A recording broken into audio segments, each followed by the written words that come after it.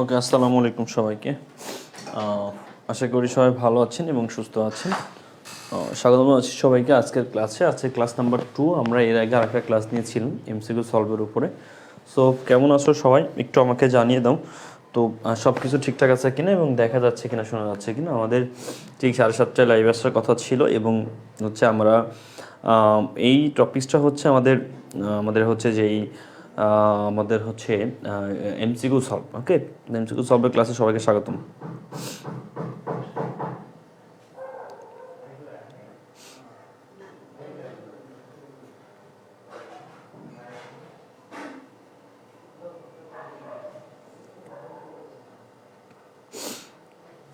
Okay fine, 30 বেজে গেছে, আমাদের 7:30-এ ক্লাস শুরু হওয়ার কথা। এমসিকিউ সলভ 2 আমরা কিন্তু সবাই জানি। আমাদের আজকে চ্যাপ্টার 2 করবো এবং আমরা প্রথম পেপার ক্লাসটা আমরা ফ্রি দিতে চেয়েছিলাম, যে প্রথম পেপারে এমসিকিউ সলভ ক্লাস 3টা বা 4টা যা লাগবে আমরা ফ্রি দিবে, এরপরে সেকেন্ড পেপারটা আমরা পেইডে নিব। সো আজকে আমরা এর আগে একটা ক্লাস আমরা করছি, তো ওখানে প্রথম অধ্যায় পড়ছি। আজকে আমরা প্রথম পেপারে যে কয়টা ক্লাস লাগুক আমরা প্রথম পেপার শেষ করে দেন দ্বিতীয় পেপারটা আমরা হচ্ছে পেইড ক্লাসে পড়াবো শুধুমাত্র। এটা আমরা আগে বলে দিয়েছি ইনশাআল্লাহ, ঠিক আছে?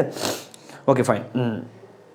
সো আজকে হচ্ছে কোশ্চেন সলভ ক্লাস 2। আমি জাস্ট একটুটুকু বলবো যে সবাইকে একটু জানাই দেওয়ার জন্য, যাতে সবাই ক্লাস করে, ঠিক আছে? এতটুকু রিকোয়েস্ট থাকবে সবাইকে। পেইড ব্যাচ যারা আছি বা পেইড ব্যাচে নাই, সবার কাছে এতটুকু রিকোয়েস্ট যে আপনারা সবাই একসাথে ক্লাস করার জন্য আহ্বান করলাম। এবং আপনারা যারা ক্লাস করতেছেন মাসবি একটু ধৈর্য ধরে ক্লাসগুলো করবেন এবং হচ্ছে এমসিকিউ সলভ ক্লাসগুলো আপনার ঢাকা বিশ্ববিদ্যালয়ের যে বিগত 20 ইয়ার এইগুলো সলভ পাবেন ইনশাল্লাহ, ঠিক আছে? Okay fine.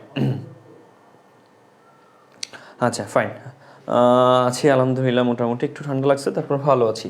আপনাদেরকে একটা গুড নিউজ দিই, আমাদের রিটেন বই কিন্তু চলে আসছে, অনেকে যারা জানেন না। এবং আমাদের প্রত্যেকটা বইয়ের উপরে ডিসকাউন্ট চলতেছে 16ই ডিসেম্বর উপলক্ষে, বিজয় দিবস উপলক্ষে 20 তারিখ পর্যন্ত ডিসকাউন্ট থাকে। প্রতিটা বই ওয়েবসাইটটা ভিজিট করে দেখতে পারবেন। আমাদের ম্যাথ বইটাও চলে আসবে 18 তারিখে ইনশাল্লাহ। তো যারা রিটেনার ম্যাথ একসাথে অর্ডার দিচ্ছেন 18 তারিখে একবারে ডেলিভারি শুরু হবে। আর এমনিতে আজকে কুরিয়ার বন্ধ। আগামীকাল যারা ম্যাথ অর্ডার করছেন সবাই বইগুলো চলে যাবে ইনশাল্লাহ, সরি লিখিত বইগুলো। ওকে, আমরা তাহলে শুরু করি। বিসমিল্লাহির রহমানির রহিম। হ্যাঁ, দেখেন আসেন, সবার কাছে এতটুকু রিকোয়েস্ট যে সবাই একটু মন দিয়ে ক্লাস করবেন। দ্বিতীয় অধ্যায়ের চ্যাপ্টার আজকের প্রশ্ন, আমরা দ্বিতীয় চ্যাপ্টারে চলে যাব। দেখেন, ঢাকা বিশ্ববিদ্যালয়ের বিগত বছরের কোশ্চেনে ঢুকবো আমরা। যাদের কাছে আমাদের বই নেই ব্যাচুরিটা, আমরা সবার কাছে রিকোয়েস্ট করবো আপনারা কাইন্ডলি একটু পিডিএফটা দেখার ট্রাই করবেন। আর যাদের কাছে বই নেই প্যারা নিয়েন না, ইনশাল্লাহ আপনি পিডিএফ দেখলে অনেকটা সলভ করতে পারবেন, কারণ তাদের কাছে বই আছে, বই খুলে বের করবেন। হ্যাঁ, আমরা প্রথমে ঢাকা বিশ্ববিদ্যালয়ের কোশ্চেনে চলে যাব। প্রিভিয়াস ইয়ার কোশ্চেন ঢাকা বিশ্ববিদ্যালয় একটু সময় দেন। ঢাকা বিশ্ববিদ্যালয়, হ্যাঁ পেয়েছি, এই যে প্রিভিয়াস ইয়ার কোশ্চেন ঢাকা বিশ্ববিদ্যালয় দ্বিতীয় অধ্যায় থেকে এই যে আমরা চলে এসেছি। এটার পেজ নাম্বার হচ্ছে 92 পেজ। হ্যাঁ, ঢাকা বিশ্ববিদ্যালয়ের প্রিভিয়াস ইয়ার কোশ্চেন আমরা এখন সলভ করতে যাচ্ছি, ঠিক আছে? ঢাকা বিশ্ববিদ্যালয়ের প্রিভিয়াস ইয়ার কোশ্চেন দ্বিতীয় অধ্যায় থেকে যতগুলো এসেছে আমরা এইগুলো সলভ করার ট্রাই করতেছি। ওকে ফাইন, আসেন যেগুলো কঠিন আছে আপনাদেরকে আজকের ক্লাসে ইনশাআল্লাহ সেগুলো সলভ হয়ে যাবে। দেখেন, ঢাকা বিশ্ববিদ্যালয় প্রিভিয়াস ইয়ার কোশ্চেন 2000, এটা সেকেন্ড পেপার। হ্যাঁ, সেকেন্ড পেপারের কোশ্চেন এগুলো। আমরা সেকেন্ড পেপারে ঢুকছি। আসেন, নিচে কোনটি হিসাবটি বছর শেষে বন্ধ করা হয়? একটা জিনিস, এই কোশ্চেনগুলো খুব আসে, মনে রাখবেন। বন্ধ করা হয় মানে সমাপনী দাখিলার মাধ্যমে আমরা 3টা হিসাব বন্ধ করি। হ্যাঁ, একটা হচ্ছে আয়, একটা ব্যয়, আর একটা হচ্ছে নামিক হিসাব মানে আয় ব্যয়, আর একটা হচ্ছে উত্তোলন। 3টা হিসাব বন্ধ করি, ঠিক আছে? কি বলছি? 3টা হিসাব। একটা হচ্ছে আয়, একটা হচ্ছে ব্যয়, একটা হচ্ছে উত্তোলন। এখন প্রশ্ন, স্যার লভ্যাংশ কি বন্ধ করি?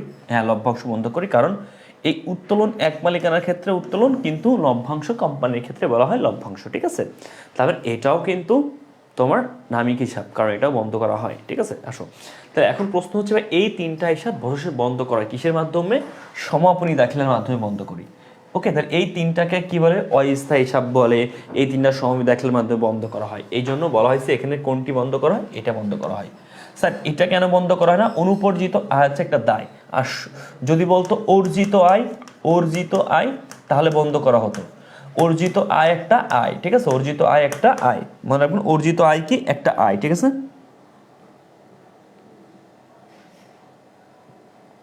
একবার হচ্ছে ব্যয় শ্রেণীবিভাগের ক্লাসটা খুঁজে পায় না, এটা তো লেকচারে পেলাম না। ব্যয় শ্রেণীবিভাগের ব্যয় ভ্যারিয়েন্স বিভাগ সম্পূর্ণ রিডিং, এটা পড়ানোর কিছু নাই, রিডিং পড়ি সম্পূর্ণ, আমি ক্লাসে দেখাই দিয়েছি।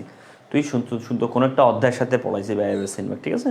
ওকে, শুধু ব্লেম দিবা না, সবই পড়ানো হয়েছে, কোনো একটা অধ্যায়ের সাথে পড়ানো হয়েছে, যদি না পড়ানো হয় তুমি রিডিং পড়ে নিও। ব্যয় ভ্যারিয়েন্স বিভাগটা সম্পূর্ণ রিডিং পড়ে, কিন্তু আমি পড়াইছি, এটা মাস্ট। একটা ইয়ার ক্লাসগুলো দেখবা, প্রথম ব্যাচের ক্লাসগুলো দেখবা, ওখানে কোনো একটা অধ্যায়ের সাথে আমি পড়াইছি।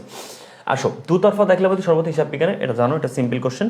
একটি মেশিনের জন্য এত টাকা মজুরি খরচ, ভেরি ইম্পর্টেন্ট। মেশিনের সাথে মজুরি, এটা মেশিনের সাথে, কিন্তু দেখো তো মেশিনের সাথে যে খরচ সেগুলো আমরা মেশিন হিসাবে বা যন্ত্রপাতি হিসাবে রেখি। যদি বলতো মজুরি, তারপরে সংস্থাপন, হ্যাঁ মজুরি সংস্থাপন, ঠিক আছে, মজুরি সংস্থাপন, তারপরে ওটা হচ্ছে মেশিনে আনয়ন খরচ বা বহন খরচ, আমদানি শুল্ক, জাহাজ ভাড়া, এই সব কিছু মেশিনের সাথে কিন্তু হয়, এগুলাকে মেশিন হিসাবেই লেখা হয়। কিন্তু মনে রাখবা বিমা খরচ এটা কিন্তু মেশিনের হিসাবে লেখা হয় না, কারণ বিমা মেশিনের পরে, মেরামত খরচ, অবচয়, এগুলা মেশিনের সাথে লেখা হয় না। বুঝতে পারছো কি বলছি? Okay fine. তার মানে আমরা বুঝাতে পারছি মেশিন সংক্রান্ত, মেশিন কিনে আনতে গেলে মজুরি বসা, এটা হলো সংস্থাপনের মজুরি বা সংস্থাপন খরচ, আমদানি শুল্ক, পরিবহন খরচ, এই যে আইটেমগুলা মেশিন রিলেটেড, এগুলাকে আমরা মেশিন হিসাবে বা যন্ত্রপাতি হিসাবে লিখি, ঠিক আছে? এগুলাকে কিন্তু শুধু মজুরি হিসাবে লেখা যাবে না। আবার অবচয়, মেরামত, এগুলা কিন্তু মেশিন হিসাবে লিখি না, কারণ এগুলা মেশিনের সাথে না, এগুলা বাইরের, এগুলো হচ্ছে তোমার মুনাফা জাতীয় ব্যয়। আর এই যে মজুরি খরচ, এটা কিন্তু মেশিনের সাথে যুক্ত হয়, যে একে মূলধন জাতীয় ব্যয় বলে, ঠিক আছে? ওকে ফাইন, ক্লিয়ার? ওকে, এবার আসো তাহলে নিচে এটা দেখো, জাবেদার যোগফল, বিক্রয় জাবেদার যোগফল কোথায় বসা যায়? বিক্রয়টা কি করে? ধারে। বিক্রয় জাবেদা কি করা হয়? ধারে বিক্রয় নিয়ে তৈরি করা হয়, বিক্রয়টাকে ধারে বিক্রয় নিয়ে তৈরি করা হয়, ঠিক আছে? ওকে ফাইন, ধারে বিক্রয় নিয়ে, হ্যাঁ ফাইন। তাহলে বিক্রয় যদি ধারে বিক্রয় নিয়ে হয়, তাহলে এটা জাবেদা কি? এটা জাবেদা হচ্ছে দেনাদার ডেবিট আর হচ্ছে বিক্রয় ক্রেডিট। Okay fine. তার মানে একটা জিনিস তুমি খেয়াল করো, বিক্রয় জাবেদা যোগফল কোথায় অন্তর্ভুক্ত হয়? মনে রাখবা, বিক্রয় জাবেদা বলো বা যে কোনো বিশেষ জাবেদা বলো, এর যোগফলগুলো সাধারণ ক্ষতিয়ানে স্থানান্তর হয়। ওকে, কারণ দেখো এখানে দেনদারটি বিক্রয় ক্রেডিট, তাহলে কোন পাশে যাবে? ক্রেডিট পাশে যাবে। মনে রাখবা, আমাদের যে বিশেষ জাবেদাগুলো আছে, এই বিশেষ জাবেদাগুলা যেগুলা লিপিবদ্ধ হয়, সেগুলা সকল খতিয়ান বা সকল যোগফল দিন শেষে সাধারণ খতিয়ান স্থানান্তর হয়, এটা মাথায় রাখবে, ঠিক আছে? ওকে, আসো, ক্রয় বইতে যা লিপিবদ্ধ হয়, মনে রাখবা ক্রয় বইতে ধারে করায়, একটা সহজ জিনিস, ক্রয় বইতে ধারে করায়, বিক্রয় বইতে ধারে বিক্রয়। ওকে ওকে ফাইন। তাহলে ক্রয় বইতে শুধুমাত্র কি ধারে করায় বা বাকিতে করায়? এখানে একটা কথা আছে, ধারে বাকিতে করা। যদি বলে যন্ত্রপাতি, ধারে যন্ত্রপাতি করা, এটা হবে না। কেন? ধারে যন্ত্রপাতি করায় বা কোনো সম্পত্তি করা, ওটা আবার সাধারণ যাবে তাই। কেন? মনে রাখবা, শুধুমাত্র ধারে পণ্য ক্রয় যায়। কি বলছি? ধারে পণ্য করা যাবে। তাহলে ক্রয় বইতে কি যাবে? ধারে পণ্য করা যাবে। ক্লিয়ার? কি যাবে ভাইয়া? ধারে পণ্য করা। বিক্রয় বইতে ধারে পণ্য বিক্রয়, ছোটখাটো জিনিস, ঠিক আছে? ওকে, তাহলে একটা ধারে পণ্য করা, একটা ধারে বিক্রয় যাবে, এটা খুবই ইম্পর্টেন্ট, ঠিক আছে? হ্যাঁ, এগুলো অনেকে ভুল করে ফেলে। মাথায় রাখবা, ধারে পণ্য করা, ধারে পণ্য বিক্রয়, মানে শুধুমাত্র ছোটখাটো জিনিস যাবে। হ্যাঁ, ওকে ফাইন, বুঝতে পারছো কি বলছি? ধারে বা বাকিতে যে ছোট ছোট জিনিস, এইগুলা, বড় জিনিস আসবে না, কিন্তু বড় কোনো জিনিস আসবে না, ঠিক আছে? কি বলছি? বড় কোনো জিনিস আসবে না, বড় কোনো জিনিস আসবে না। ও ক্লিয়ার ভাইয়া? ক্লিয়ার। আসো, বড় কোনো সম্পত্তি নিতে আসবে না। উত্তোলনের উপরের সুদ 250 টাকার জন্য ডেবিট কি করতে আছে? এখানে মাথায় রাখবা, উত্তোলন সারা জীবনের জন্য কি? ডেবিট। তাহলে উত্তোলন সারা জীবনের জন্য ডেবিট, তাহলে উত্তোলনের সুদ এখানে কি হবে? উত্তোলনের সুদ ক্রেডিট, জাবেদা শেষ। তারপরে জাবেদা হচ্ছে উত্তোলন ডেবিট, উত্তোলনের সুদ ক্রেডিট। এখন আমাকে বলো তো, তাহলে উত্তোলনের সুদের জাবেদার ক্ষেত্রে উত্তোলন ডেবিট, উত্তোলনের সুদ ক্রেডিট, তাহলে ডেবিট কি হবে? উত্তোলন হিসাব ডেবিট হবে। স্যার যদি বলে মূলধনের সুদের জাবেদা কি? আচ্ছা, মূলধন সারা জীবন কি? সারা জীবন ক্রেডিট, তাহলে মূলধন কি? ডেবিট, তাহলে মূলধনের সুদ ডেবিট, তাহলে মূলধনের সুদের জাবেদা মূলধন সারা জীবন ক্রেডিট, মূলধনের সুদ ডেবিট।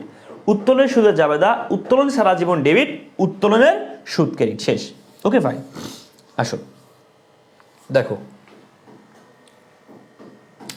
এই দেখো ভেরি ইম্পর্টেন্ট, একটু আগে যা পড়াইছিলাম, একটি সম্পত্তি যন্ত্রপাতি ক্রয় 50,000, কর্মস্থান পরিবহন খরচ 1,000, বসানো মানে সংস্থাপন 4,000, বসানোর জন্য মজুরি 2,000, কত টাকা ডেবিট করতে? Very important. দেখো এখানে দেখো, তাহলে যন্ত্রপাতির দাম হচ্ছে কত? 50, 1,000 কর্মস্থান 51, 4,000 সংস্থাপন 51, আচ্ছা 54,000 টাকা অ্যান্সার, 55,000 টাকা অ্যান্সার। স্যার 2,000 টাকা কেন নিব না? Very important question. স্যার আমরা মজুরি তো নিচ্ছিলাম, দেখো তো এখানে বলা আছে এই 4000 টাকা যার মধ্যে বসানোর মজুরি 2000, তার মানে এই 4000-এর মধ্যে 2000 অলরেডি অন্তর্ভুক্ত। সবাই একটু বোঝার ট্রাই করো। বসানোর খরচ 4000, যার মধ্যে মজুরি 2000 টাকা আছে, তার মানে 2000 টাকা অলরেডি ইনক্লুড আছে। তাহলে 2000 টাকা already include, very important question, সবাই এখানে ভুল করবা। কোশ্চেন সলভ করার ফজিলত এসে এইটাই, কোশ্চেন সলভ করার ফজিলত এটাই, ভেরি ইম্পর্টেন্ট কোশ্চেন। এই যে 2000 টাকা 4000 টাকা, ভালো করে শোনো, সংস্থাপন যার মধ্যে মজুরি এত, তার মানে এই যে 4000 টাকার মধ্যে 2000 টাকার মজুরি অলরেডি আছে, তাহলে এটা ধরা যাবে না। তাহলে 50, 51, 54, 55,000 টাকা অ্যান্সার। প্রশ্ন, স্যার আমি কখন ধরতাম? যদি এরকম বলতো, যার মধ্যে না বলে বলতো বসানোর জন্য মজুরি খরচ আরো 2000, ওকে, বসানোর জন্য মজুরি খরচ আরো 2000, তাহলে কি হইতো? তখন আমি 50, 51, 4, 2, তখন হইতো 57,000 টাকা অ্যান্সার। ঠিক আছে, দুইটার পার্থক্য আছে। ওকে ওকে ফাইন, আসো। নেটের সমস্যা, একটু ভালো করে দেখতো।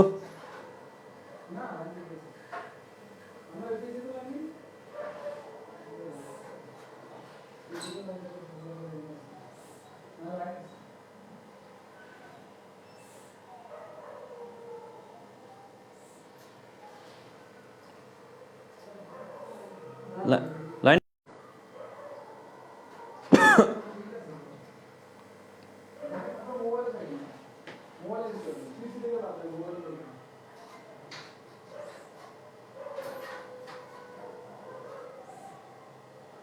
লাইন তো ফুল দাগ পায় না, সেটা তো জানি ভাই, সেটা তুই তো বলতেছি আমরা 2 দাগ পাচ্ছে।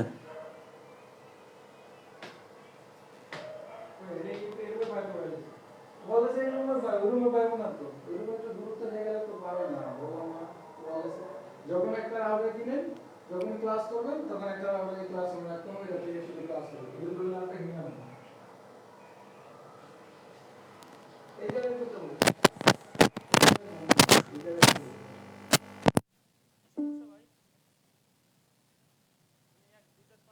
It's 7:43 p.m.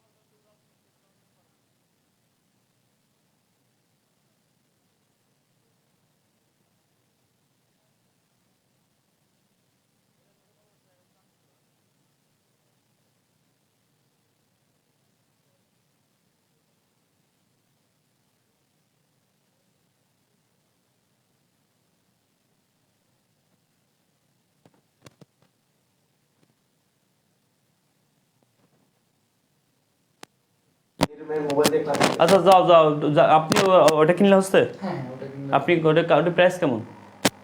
এটা বিভিন্ন ধরনের প্রাইস। It's 7:45 p.m.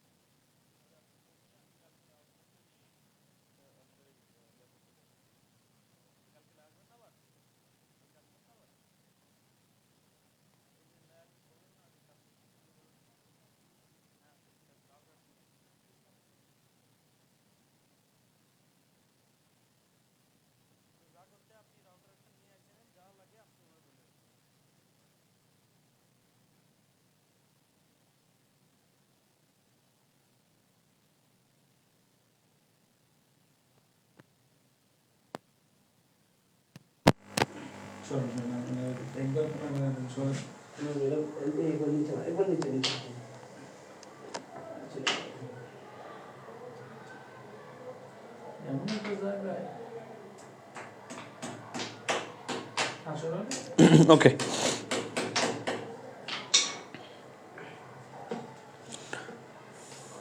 আচ্ছা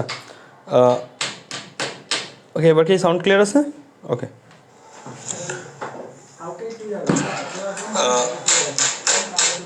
আচ্ছা ফাইন।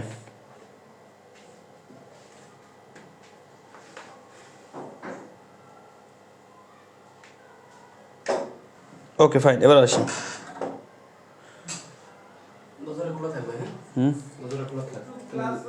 না, একটু হালকা লাগাই দে, একেবারে দরকার নেই খোলাখুলির।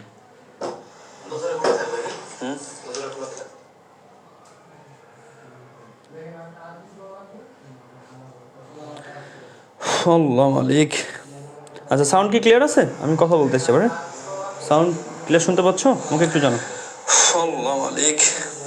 আচ্ছা, সাউন্ড কি ক্লিয়ার আছে? ওকে, আলহামদুলিল্লাহ। দেখো, এখন বিষয়টা হচ্ছে এখানে এরকম যে হচ্ছে তোমার একটা দেখো, এখন আমাকে বলো তো, জাবেদারে বলা হয় দাখিল আর খতিয়ানে বলা হিসাব। তাহলে আমরা মনে আছে আমরা বলেছিলাম যে ওই যে এর আগে বলেছিলাম খতিয়ানে যখন বিক্রয় জাবেদার কথা বলা হয়েছে তখন আমরা বলছিলাম যে বিক্রয়ের ক্রেডিট পাশে যায়, হ্যাঁ, বিক্রয় খতিয়ানের ক্রেডিট দিকে যায়, মনে আছে? তাহলে এটা কোন দিকে যাবে? আর এই যে খতিয়ানের ডেবিট দিকে যাবে, ঠিক আছে? একটু আগে আমরা ক্লিয়ার করেছিলাম, হ্যাঁ। ওকে ফাইন, আসো। হিসাব মানে কি আমরা খতিয়ানকে বুঝি, রাইট? হিসাব বলতে আমরা খতিয়ানকে সাধারণত বুঝি, হ্যাঁ। ওকে ফাইন, আসো। নেক্সট কোশ্চেন হচ্ছে একটি নির্দিষ্ট সময়কালে বিক্রয় লেনদেনগুলো নিম্নরূপ বলেছে যে বিক্রয় লেনদেনগুলো কতটুকু টোটাল বিক্রয় আছে এখানে সেটা বলেছে। যেমন দেখো, ধারে বিক্রয় আছে 50, তারপর আছে কালামের নিকট নগদে বিক্রয় আছে এত টাকা, রোকনের নিকট বাকিতে বিক্রয় এত টাকা, তারপর আছে করিম কর্তৃক বিক্রিত মাল ফেরত এত টাকা, বিক্রয় বইতে কত টাকার মালামাল যাবে। দেখো, বিক্রয় বই মানে কি? বিক্রয় বই মানে আমাদের ধারে বিক্রয় পরিমাণ যাবে, রাইট? ধারে বিক্রয় যাবে, এটা ধারে বিক্রয়, এটা যাবে 50,000। কালামের নিকট নগদে বিক্রয় যাবে না, কারণ নগদে বিক্রয় বিক্রয় বইতে আসে না, বিক্রয় বই ধারে বিক্রয় যাবে। রোকনের নিকট বাকিতে বিক্রয় এটাও যাবে, তাহলে 25 আর 50। ওকে, 25 আর 50 তাহলে কত হবে? 75,000। 25 আর 50 কত হবে? 75,000। এখন আসো, তাহলে এখানে বিক্রয় বইতে মোট কত যাবে? 75,000 টাকা। ক্লিয়ার? ওকে, এই নগদে বিক্রয় কিন্তু যাবে না। কথা কি ক্লিয়ার? নগদে বিক্রয় কিন্তু আমার যাবে না। বুঝতে পারছো কি বলছি? নগদে বিক্রয় আমার যাবে না। আসো, নগদান বইয়ে নগদ কলামে ক্রেডিট অংশে 200 টাকা জেদ থাকলে আমরা কি মনে করব? দেখো, নগদান বইয়ের ক্রেডিট, নগদান বইয়ের ক্রেডিট পেয়ে নগদান হিসাব ক্রেডিট, হ্যাঁ। নগদান কি আছে? ক্রেডিট আছে। নগদান ক্রেডিট মানে কি? নগদানের কখনো ক্রেডিট হতে পারে? পারে না। নগদান জের অলওয়েজ কি হয়? ডেবিট, কারণ নগদান আমার সম্পদ, সম্পদের স্বাভাবিক জের কি হয়? ডেবিট হয়। আর নগদের টাকা ক্রেডিট মানে তুমি এটা হতে পারে না, তোমার কাছে যে টাকা আছে তুমি চাইলে বেশি খরচ করতে পারবা না, তুমি তখন ঋণী পড়ে যাবা, রাইট? তো জের কখনোই কি হতে পারে না? ক্রেডিট হতে পারে, ওটা হিসাব রক্ষকের ভুল। ওকে, হিসাব রক্ষকের ভুল। নগদানের জের কখনোই ক্রেডিট হয় না, হলে ওটা হিসাব রক্ষকের ভুল। ক্রয় জাবেদা পর্টিনেন্টির জন্য কি প্রয়োজন? স্বাভাবিক ভাই, ক্রয় জাবেদা কি? ক্রয় ডেবিট আর প্রদেয় হিসাব ক্রেডিট। তো সাধারণ জাবেদা না, ক্রয় জাবেদা দেহ হিসাব খতিয়ান কোনটি নাই ভাই। ক্রয় জাবেদার জন্য কি প্রয়োজন? এনটি মানে কি? দাখিলা, জাবেদার কথা বলছে। তাহলে ক্রয় ডেবিট আর প্রদেয় ক্রেডিট। যদি বলতো ক্রয় ডেবিট মানা যেত। এই দেহ মানে এখানে প্রদেয় বোঝাচ্ছে, 1993 সালে কোশ্চেন। এগুলো দেহ মানে প্রদেয় বোঝায়, ঠিক আছে? দেহ মানে প্রদেয় বোঝায়। দেহ মানে কি? প্রদেহ বুঝায়। একদম হচ্ছে কর্মচারী আর কর্মকর্তার মধ্যে পার্থক্য। ভাই এটা জানিস না? কর্মকর্তা হচ্ছে অভ্যন্তরীণ ব্যবহার করে, আর কর্মচারী থাকলে অভ্যন্তরীণ নেওয়া যাবে না যতক্ষণ না পর্যন্ত উপযুক্ত অ্যান্সার না পাস। যদি কর্মকর্তা কর্মচারী দুটাই থাকে, আমরা কর্মকর্তা অ্যান্সার নিব। যদি মনে করে এরকম আছে কর্মচারী আছে আর কোনোটা অভ্যন্তরীণ নেওয়া যাচ্ছে না, সেই ক্ষেত্রে নিতে পারিস। বাট বেসিক্যালি কর্মচারী 100% অভ্যন্তরীণ না, কিন্তু অপশন ভেদে যদি কোনোটা অপশন না থাকে তখন নেওয়া যাবে, ঠিক আছে? ওকে, বাট কর্মকর্তা 100% কি? অভ্যন্তরীণ। ওকে ফাইন, আসো। যখন আমরা নিজস্ব ব্যবহারের জন্য ব্যবসা হতে পণ্যদ্রব্য গ্রহণ করি তখন আমাদের কি করা উচিত? মানে আমরা নিজস্বভাবে, এগুলো তো স্বাভাবিক ভাই, এগুলো তো বুঝিস উত্তরণ। আর পণ্য নিছিস তাহলে কি ক্রয়, এটা তো এগুলো স্বাভাবিক কোশ্চেন। দেখো নিচে কোনটি সাধারণ জাবেদা লিপিবদ্ধ করা উচিত? সাধারণ জাবেদার কথা বলছে। যেমন সাধারণ জাবেদা কি কি চাই আমরা জানি খুব ভালো করে। দেখো নগদে পণ্য, নগদে ক্রয়ের জন্য পরিশোধ, আসবাবপত্র বাকিতে করাই, এই যে একটা স্থায়ী সম্পত্তি ক্রয়, একটু আগে বলেছিলাম একটা কথা মনে আছে? কোনো স্থায়ী সম্পত্তি ক্রয় করলে সাধারণ জাবেদায় যায়। বাকিতে পণ্য বিক্রয়, এটা তো যাবে বিক্রয় জাবেদায়। অতিরিক্ত যন্ত্র, যে যন্ত্রপাতির কথা বলেছি, দেখো এখানে কথা নগদে পণ্য ক্রয়, তাহলে পণ্য যখন তুমি ক্রয় করছো এটা কোথায় যাবে? নগদে কিনছো। যদি বলতো ধারে পণ্য ক্রয়, ক্রয় জাবেদা, নগদে কিনছো, তার মানে এটা নগদ প্রদান জাবেদা যাবে। নগদ প্রদান জাবেদা, কারণ নগদে কিনলে নগদ টাকা চলে, নগদ প্রদান জাবেদা। নগদ প্রদান জাবেদা একটা বিশেষ জাবেদার অংশ। এই যে স্থায়ী সম্পত্তি ক্রয় সাধারণ জাবেদা, বাকিতে পণ্য ক্রয় এটা যাবে বিক্রয় জাবেদায়, এটা একটা বিশেষ জাবেদার অংশ। আর এই যে যন্ত্রপাতি বিক্রয়, অতিরিক্ত যন্ত্রপাতি বিক্রয় বা যন্ত্রপাতি বিক্রয় বা স্থায়ী সম্পত্তি বিক্রয় মানে সাধারণ জাবেদায়। তাহলে 2 আর 4 যাবে সাধারণ জাবেদায়, এটা যাবে বিক্রয় জাবেদায়, এটা যাবে নগদ প্রদান জাবেদায়, ঠিক আছে? ওকে ফাইন, ক্লিয়ার। আসো, খতিয়ান একটি কি? এটা সবাই জানো, এটা নিয়ে সমস্যা নেই। নিচে কোন আইটেমের জন্য খুচরা নগদ খুচরা নগদ মানে পরিশোধ হবে না? খুচরা নগদ কি? ছোট করে খরচ, আসবাবপত্র একটা বড় খরচ, শেষ। আসবাবপত্র একটা বড় খরচ, শেষ। আসবাবপত্র একটা বড় খরচ। একদম হচ্ছে 9 নম্বর কি ফেরত আসবে? আচ্ছা 9 নম্বর কি আছে একটু দেখি, ফেরত থাকলে তো অবশ্যই আসবে। 9 নম্বরে কি আছে কোশ্চেন? 9 নম্বর কোশ্চেন কি আছে? 9 নম্বরে বলেছে এখানে, 9 নম্বরে কি আছে? এই একটা আছে, এই একটা আছে, হ্যাঁ। তারপরে আছে কি? ও আচ্ছা, বুঝছি। আচ্ছা আচ্ছা আচ্ছা, ওকে ফাইন। করিম কর্তৃক ফেরত, ওকে ওকে, আমি ভাবছি ঠিক আছে করিম কর্তৃক ফেরত হলে আসবে, আমি যে কালাম কর্তৃক ফেরত হলে তো আসবে না। কালাম কর্তৃক ফেরত সাধারণত আসে না, ঠিক আছে? করিম কর্তৃক ফেরত আসবে, ঠিক আছে? কারণ কি তোমার করিমের কাছ থেকে ফেরত, করিম কই? করিমের কাছ থেকে কিনছিল 50, করিম কর্তৃক বিক্রিত 5, তাহলে 5 বাদ দাও, তাহলে 75, 70,000 অ্যান্সার হবে। এটা কি? এটা 70 কর অ্যান্সার।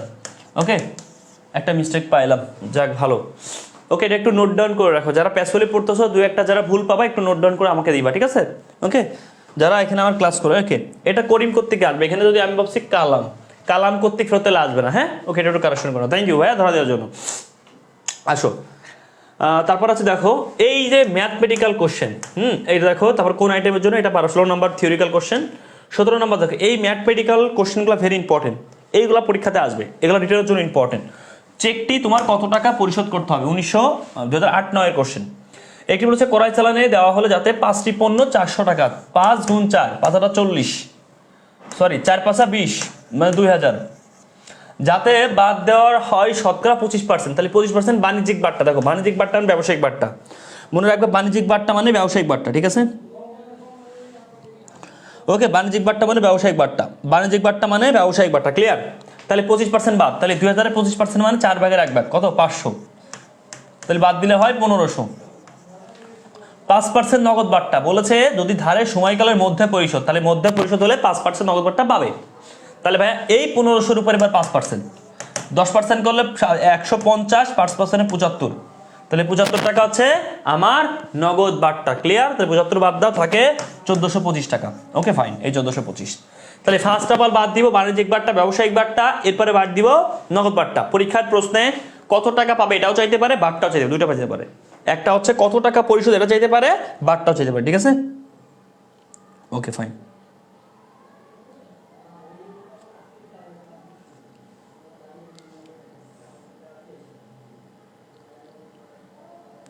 ক্লিয়ার ভাইয়া? ক্লিয়ার। আসো, বিক্রয় বইতে পারবা? নগদে বিক্রয় বইতে লিপিবদ্ধ করা হয় কি? যে বাকিতে বিক্রয়, নগদে এইগুলো পড়াই ফেলছি। নগদে এই যে নগদ বিক্রয় লিপিবদ্ধ করার জন্য কোনটি সবচেয়ে উপযোগী? নগদ বিক্রয়, স্বাভাবিক নগদান বই। নগদান বই, যদি নগদান বই না থাকতো এখানে তাহলে আমি কি করতাম? এখানে ভেরি ইম্পর্টেন্ট কোশ্চেন, ভালো করে বুঝবা। নগদে বিক্রয়, নগদান বই না থাকলে কি করতাম? নগদ প্রাপ্তি নিতাম। কেন? নগদে বিক্রয় নগদ প্রাপ্তি, নট নগদ প্রদান। নগদে ক্রয় বললে নগদ প্রদানে যাবে, ঠিক আছে? নগদে ক্রয় বললে নগদ প্রদানে যেত। আর নগদে বিক্রয় মানে কি? নগদান বই অথবা নগদ প্রাপ্তি, যে কোনো একটা, ঠিক আছে? ওকে। নগদে এত টাকা চেয়ার পুনরায় বিক্রয়ের জন্য, যদি পুনরায় বিক্রয়ের জন্য কোনো কিছু কেনা হয় সেটা এক প্রকার পণ্য। পুনরায় বিক্রয়, দেখো চেয়ার যদি তুমি ব্যবহারের জন্য কেনো তাহলে সেটা আসবাবপত্র, পুনরায় বিক্রয়ের জন্য কেনো সেটা পণ্য। পণ্য মানে ক্রয়, তাহলে ক্রয় ডেবিট, নগদান ক্রেডিট। আমি আবার বলছি, স্থায়ী কোনো সম্পত্তি যদি তুমি ব্যবহারের জন্য কিনো সেটা হচ্ছে আসবাবপত্র, ওকে, বা সম্পত্তি। আর যদি বিক্রয়ের জন্য কিনো সেটা হচ্ছে পণ্য, ঠিক আছে? এটা ভেরি ইম্পর্টেন্ট কিন্তু। Okay, fine. ক্লিয়ার ভাইয়া? Clear clear. Okay fine. Okay, বিক্রয় বইতে কি আসবে? বিক্রয় তো শুধু ধারে বিক্রয় তো আসে, যে বাকিতে বিক্রয় বা ধারে বিক্রয়, ঠিকই তো আছে। সকল বিক্রয় তো না, বাকিতে বিক্রয় ধারে বিক্রয় আসবে, ঠিকই আছে। এই কোশ্চেন দেখো, বিক্রয় বইতে কত টাকা? এই কোশ্চেন একটু আগে এরকম সেম কোশ্চেন একটু আগে পড়াইছি, মনে আছে? সেম কোশ্চেন কিন্তু একটু আগে পড়াইছি একটু আগে, যে ভাইয়া কত টাকা যাবে? শুধুমাত্র ধারে বিক্রয়, বাকিতে বিক্রয়, নগদে বিক্রয় যাবে না। নগদে বিক্রয় যাবে না। তো এই যে এটা বাকিতে বিক্রয় যাবে, এটা সব যাবে না, সব বাদ, এসব ঝামেলা বাদ, শুধুমাত্র বাকিতে বিক্রয় যাবে। এগুলো পারবা, এগুলো এই যে ক্রেতার থেকে প্রাপ্তি, ক্রেতার থেকে প্রাপ্ত, ক্রেতার থেকে নিকট হতে প্রাপ্ত এত টাকা ফেরত, বিক্রয় বইতে কত টাকা যাবে, হ্যানতান, ক্রয় মূল্য, বিক্রয় অথবা ফেরত সাথে, এই যে ঝামেলা বাদ, তাহলে শুধুমাত্র বাকিতে বিক্রয় যাবে, ঠিক আছে? আর এটা অনেক আগের কোশ্চেন, এই কোশ্চেন স্কিপ করাটা উত্তম। পার্সেন্টেজ দিয়ে একটা ঝামেলা আছে এখানে, 1996 সালের কোশ্চেন, লাগে না, তারপরও দেখে নিবা। অগ্রগত পদ্ধতিতে খুচরা নগদান বই ক্যাশিয়ার মাস শেষে, ওকে ওকে ফাইন, ভালো করে বুঝো। এই যে দেখো, ক্যাশিয়ারের মাস শেষে, এই কোশ্চেন স্কিপ করো, এটা আমার পছন্দ হচ্ছে না, এটা একটা অতিরিক্ত ঝামেলার কোশ্চেন। ক্যাশিয়ারের মাস শেষে যে অর্থ দেওয়া হয় তাকে কি বলে? আচ্ছা, অগ্রদত্ত খুচরা নগদানের দুইটা পদ্ধতি, একটা হচ্ছে অগ্রদত্ত, একটা সাধারণ। সাধারণ পদ্ধতিতে মাস শেষে টাকা দেওয়া হয়, আর অগ্রদত্ত মানে কি? মাসের প্রথমে, মাথায় রাখবা, ঠিক আছে? ওকে, তাহলে অগ্রদত্ত পদ্ধতিতে খুচরা নগদান বহির ক্যাশিয়ার মাস শেষে, তাহলে অগ্রদত্ত মানে কি? অগ্রিম পদ্ধতি। এই পদ্ধতির ক্ষেত্রে মাসের শেষে যে অর্থ দেবে, কোন হতে হবে? যা ব্যয় হবে তা। তাহলে মাস শেষে যা ব্যয় হবে তা, মাসের প্রথমে একটা অ্যামাউন্ট দিয়ে রাখবে এবং মাস শেষে যা খরচ হবে তা দেওয়া হবে। ক্লিয়ার? মাস শেষে যা খরচ হবে, এগুলো আমি পড়াইছি কিন্তু। এখন 9 নম্বরটা আবার দেখেন, আচ্ছা আমি দেখবো 9 নম্বরটা, আমি আবার দেখবো 9 নম্বরটা ক্লাস শেষে আবার দেখবো, যাও, কনফিউশনের কারণ নেই। এখন হচ্ছে প্যাসিভ বইয়ের পিডিএফ পাবো? হ্যাঁ, তুমি অবশ্যই পাবা, আল্লাহ পাবা না? ওকে, অবশ্যই পাবা। 9 নম্বরটা আবার দেখবো, ঠিক আছে? ওকে, বিক্রয় বইতে ধারে বিক্রয় না যায় কি যায় না, দুটো নিয়ে কনফিউশন আসো, 9 নম্বরটা আবার শেষে আমরা দেখবো, ঠিক আছে? 9 নম্বরটা আবার দেখবো, হতে পারে মিস্টেক হতে পারে, হ্যাঁ। 9 নম্বরটা আমরা দেখবো, কোশ্চেনটা একটু ভালো করে পড়লে আমরা দেখবো আসলে ওটা অ্যান্সার কি চাইছে। তোমরা আগে এটা কমপ্লিট করো ভাই বোন, ঠিক আছে? 9 নম্বরটা লাস্টে আবার দেখো, যদি 9 নম্বরে ওখানে যদি তোমার হচ্ছে পুরো ম্যাথটা পড়ে আমরা আবার সলভ করবো, কোনো প্যারা নিও না, ঠিক আছে? ওকে ফাইন, ওটা আমি সলভ করে দিব, ঠিক আছে? ওকে, পিডিএফ দিব ইনশাল্লাহ ভাইয়া। পিডিএফ তুমি পিডিএফ তোমার না তো দেওয়ার জন্য তো আসছে এখানে, তুমি আমাকে একটু ইনবক্স করো, আমার নাম্বারে ইনবক্স করো, পিডিএফ দিয়ে দেবেন, ঠিক আছে? ওকে, দিয়ে দেবেন, হ্যাঁ, কোনো সমস্যা নেই। আসো, করিম একজনের সরবরাহের নিকট পণ্য নষ্ট করে এত টাকা, এই লেনদেনের ফলে লিপিবদ্ধ করার জন্য জাবেদার লিখনীয় কোনটি? ও, করিম একজন সরবরাহের নিকট পণ্য নষ্টকৃত পণ্য ফেরত দেয়, তার মানে নষ্টকৃত পণ্য ফেরত এত টাকা, নগদ গ্রহণ, মানে কত বড় বাটপার, পণ্য ফেরত দিয়ে নগদ টাকা গ্রহণ করে। তাহলে নগদ টাকা যদি গ্রহণ করে তাহলে নগদান ডেবিট, কত বড় বাটপার চিন্তা করো, নগদ টাকা গ্রহণ করে ফেলাইছে টাকা ফেরত দিয়ে, হ্যাঁ। তাই দেখো, সরবরাহকারী মানে কি? সরবরাহকারী বলতে বোঝাচ্ছে কে, কাকে বোঝায়? আমরা পাওনাদারকে বুঝি বেসিক্যালি, ঠিক আছে? আর এক কথা, সে পণ্য ফেরত দিছে, পণ্য ফেরত পায়নি। বিক্রয় ফেরত কি পাওয়া যায়, আর ক্রয় ফেরত দেওয়া হয়, তাহলে তোমার এটা ক্রয় ফেরত, তার মানে নগদের টাকা পাইছে সে, নগদান ডেবিট আর ক্রয় ফেরত ক্রেডিট। ওকে, এই যে বলছে ফেরত দেয়, তাহলে আমরা ক্রয় ফেরত দিই আর বিক্রয় ফেরত পাই, মাথায় রাখো, আমরা ক্রয় ফেরত দিই আর বিক্রয় ফেরত পাই, আমরা ক্রয় ফেরত দিই, বিক্রয় ফেরত পাই, মনে রাখবা। দেয় তারপরে পণ্য ফেরত দেয়, সে ক্রয় করছিল ফেরত দিছে, তার মানে ক্রয় ফেরত। নগদে গ্রহণ করছে, নগদ না বললে তাহলে পাওনাদার ডেবিট, ক্রয় ফেরত ক্রেডিট। ভেরি ইম্পর্টেন্ট কোশ্চেন, নগদ কথাটার জন্য প্রশ্ন ঘুরে গেছে। দুতরফা দাখিলা তুমি আমার সাথে ভালো পারো। একটি কোম্পানি সংবাদপত্র হতে বিজ্ঞাপন বাবদ 250 টাকার বিল পায়, যা 15 দিনের মধ্যে পরিশোধ করতে হবে। বিল পাওয়ার জন্য ভালো করে ইম্পর্টেন্ট, সে বিলটা পাইছে, তাহলে বিলটা পাইছে 15 দিনের মধ্যে পরিশোধ করতে হবে। বিলটা পাওয়ার পর তাহলে সে পাইছে, এই পর্যন্ত জাবেদা দিতে হবে। হ্যাঁ, এই পরিশোধের কথা বলেনি, তাহলে এই পর্যন্ত বিল পাইছে মানে এখনো সে টাকা দেয়নি, তাহলে বিজ্ঞাপন ডেবিট। আর তার নিকট একটা দায়, সে এখন টাকা পরিশোধ করেনি। ভেরি ইম্পর্টেন্ট কোশ্চেন, তার নিকট একটা দায়। 1998 সালে আমার বাপ পরীক্ষা দিয়েছিল মানে তখন, অথবা আমার মা, যে কোনো একজন মনে হয় পরীক্ষা দিয়েছিল। ওকে, তো ভালো করে শুনো, বিল পাইছে সে এখনো পরিশোধ করেনি, এই পাওয়া পর্যন্ত জাবেদা। প্রশ্ন হচ্ছে এই পাওয়া পর্যন্ত, বলছে যে পাওয়া পর্যন্ত, তাহলে বিজ্ঞাপন ডেবিট আর প্রদেয় ক্রেডিট বা দেও ক্রেডিট। কারণ বলেছিলাম 1990 দশকে প্রদেয়কে দেও বলা হতো, ঠিক আছে। Okay fine. আর পাওনা বলা হতো ঈশাকে, যে টাকা পাওয়াকে আর কি। যদি বলতো 15 দিনের মধ্যে পরিশোধ করতে, যদি এখানে বলতো পরিশোধের জাবেদা কি, যদি বলতো পরিশোধের জাবেদা কি, পরিশোধের জাবেদা কি, 15 দিন পর পরিশোধের জাবেদা কি, 15 দিন পর প্রদেয় জাবেদা হচ্ছে, তখন প্রদেয় কমে যেত। প্রদেয় ডেবিট কি, আর প্রদেয় বিজ্ঞাপন ডেবিট আর নগদান ক্রেডিট। ওকে, প্রদেয় বিজ্ঞাপন ডেবিট আর নগদান ক্রেডিট। 15 দিন পরে জাবেদা হতো এইটা। ক্লিয়ার? এখানে ভেরি ইম্পর্টেন্ট কোশ্চেন, প্রশ্নে পেঁচাইতে পারে 15 দিন পরে জাবেদা কোনটা হবে, ঠিক আছে। ওকে, একদম বলছেন পিডিএফ দিবে, আগে জানলে বই কিনতো না। গাধার কাছটা গাধা আইছে, হ্যাট গাধা, পিডিএফ দেবে না। এ রে সকলে বলদ নাকি তোরা? আমার আব্বা যদি এসে কান্নাকাটি করে আমাকে পিডিএফ দেন তাও দেবো? তোমার আমার জন্মদাতা পিতা যদি আমরা বলেন তাও দেবো না। কেন দেবো না? কারণ আমার কষ্ট আমার বাপ করেনি, আমি করেছি। এটা আমার বাপ দেখাও নি কি কষ্ট আমি করেছি। আমার আব্বা যদি এসে কান্নাকাটি করে আমার পিডিএফটা দে আব্বা, দে আব্বা দে, তাও দেবো না। তা বুঝিস নি? আর তুই পিডিএফ, কি একটা অবস্থা। পোলাপান তোরা কেমন মানুষ, হ্যাঁ? ওকে, দেখো এখানে একটা কোশ্চেন আছে যে একটি 1998 সালের কোশ্চেন, নগদান হিসাবে এত টাকা জাবেদা লিখতে বলছে। এটা তো জাবেদা তোমরা পারবা, তারপর আমি করে দিই। দেখো নগদান হিসাবে এত টাকা, প্রাপ্য হিসাবে এত টাকা, জমি এত টাকা। তার মানে ব্যাপারটা হচ্ছে এরকম, তুমি একটা জমি কেসে ক্রেডিট। Okay fine. দেখো এখানে জমি ক্রেডিট আছে, নগদান ডেবিট। আচ্ছা বলো তো নগদান কখন ডেবিট হয়? যখন তুমি টাকা পাও। জমি ক্রেডিট, জমি বিক্রি করছো। প্রাপ্য নোট, তার মানে তুমি জমি বিক্রি করছো দুইটা ভাবে, একটা হচ্ছে নগদ টাকা পাইছো, আর একটা হচ্ছে প্রাপ্য নোট পাই। তাহলে এখানে একটা জমি বিক্রি হয়েছে, কিছু নগদে কিছু প্রাপ্য নোটে। জাবেদার উত্তর দেওয়া আছে, বলতে জাবেদা কোনটা? জমি ক্রয় না, নগদ প্রদান না, মোট সম্পত্তি না, এই যে জমি বিক্রয়ের সাথে সম্পর্ক। সঠিক জাবেদা হচ্ছে 60,000 টাকা জমি বিক্রয়, যেখানে নগদ 12,000 টাকা পাওয়া গেছে এবং নোটের মাধ্যমে 48,000 টাকা পাওয়া গেছে। এটা হচ্ছে সঠিক জাবেদা, ঠিক আছে। ওকে,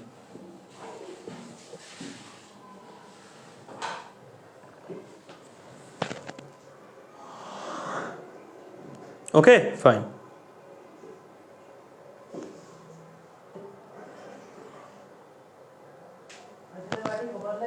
ওকে ফাইন, আসো।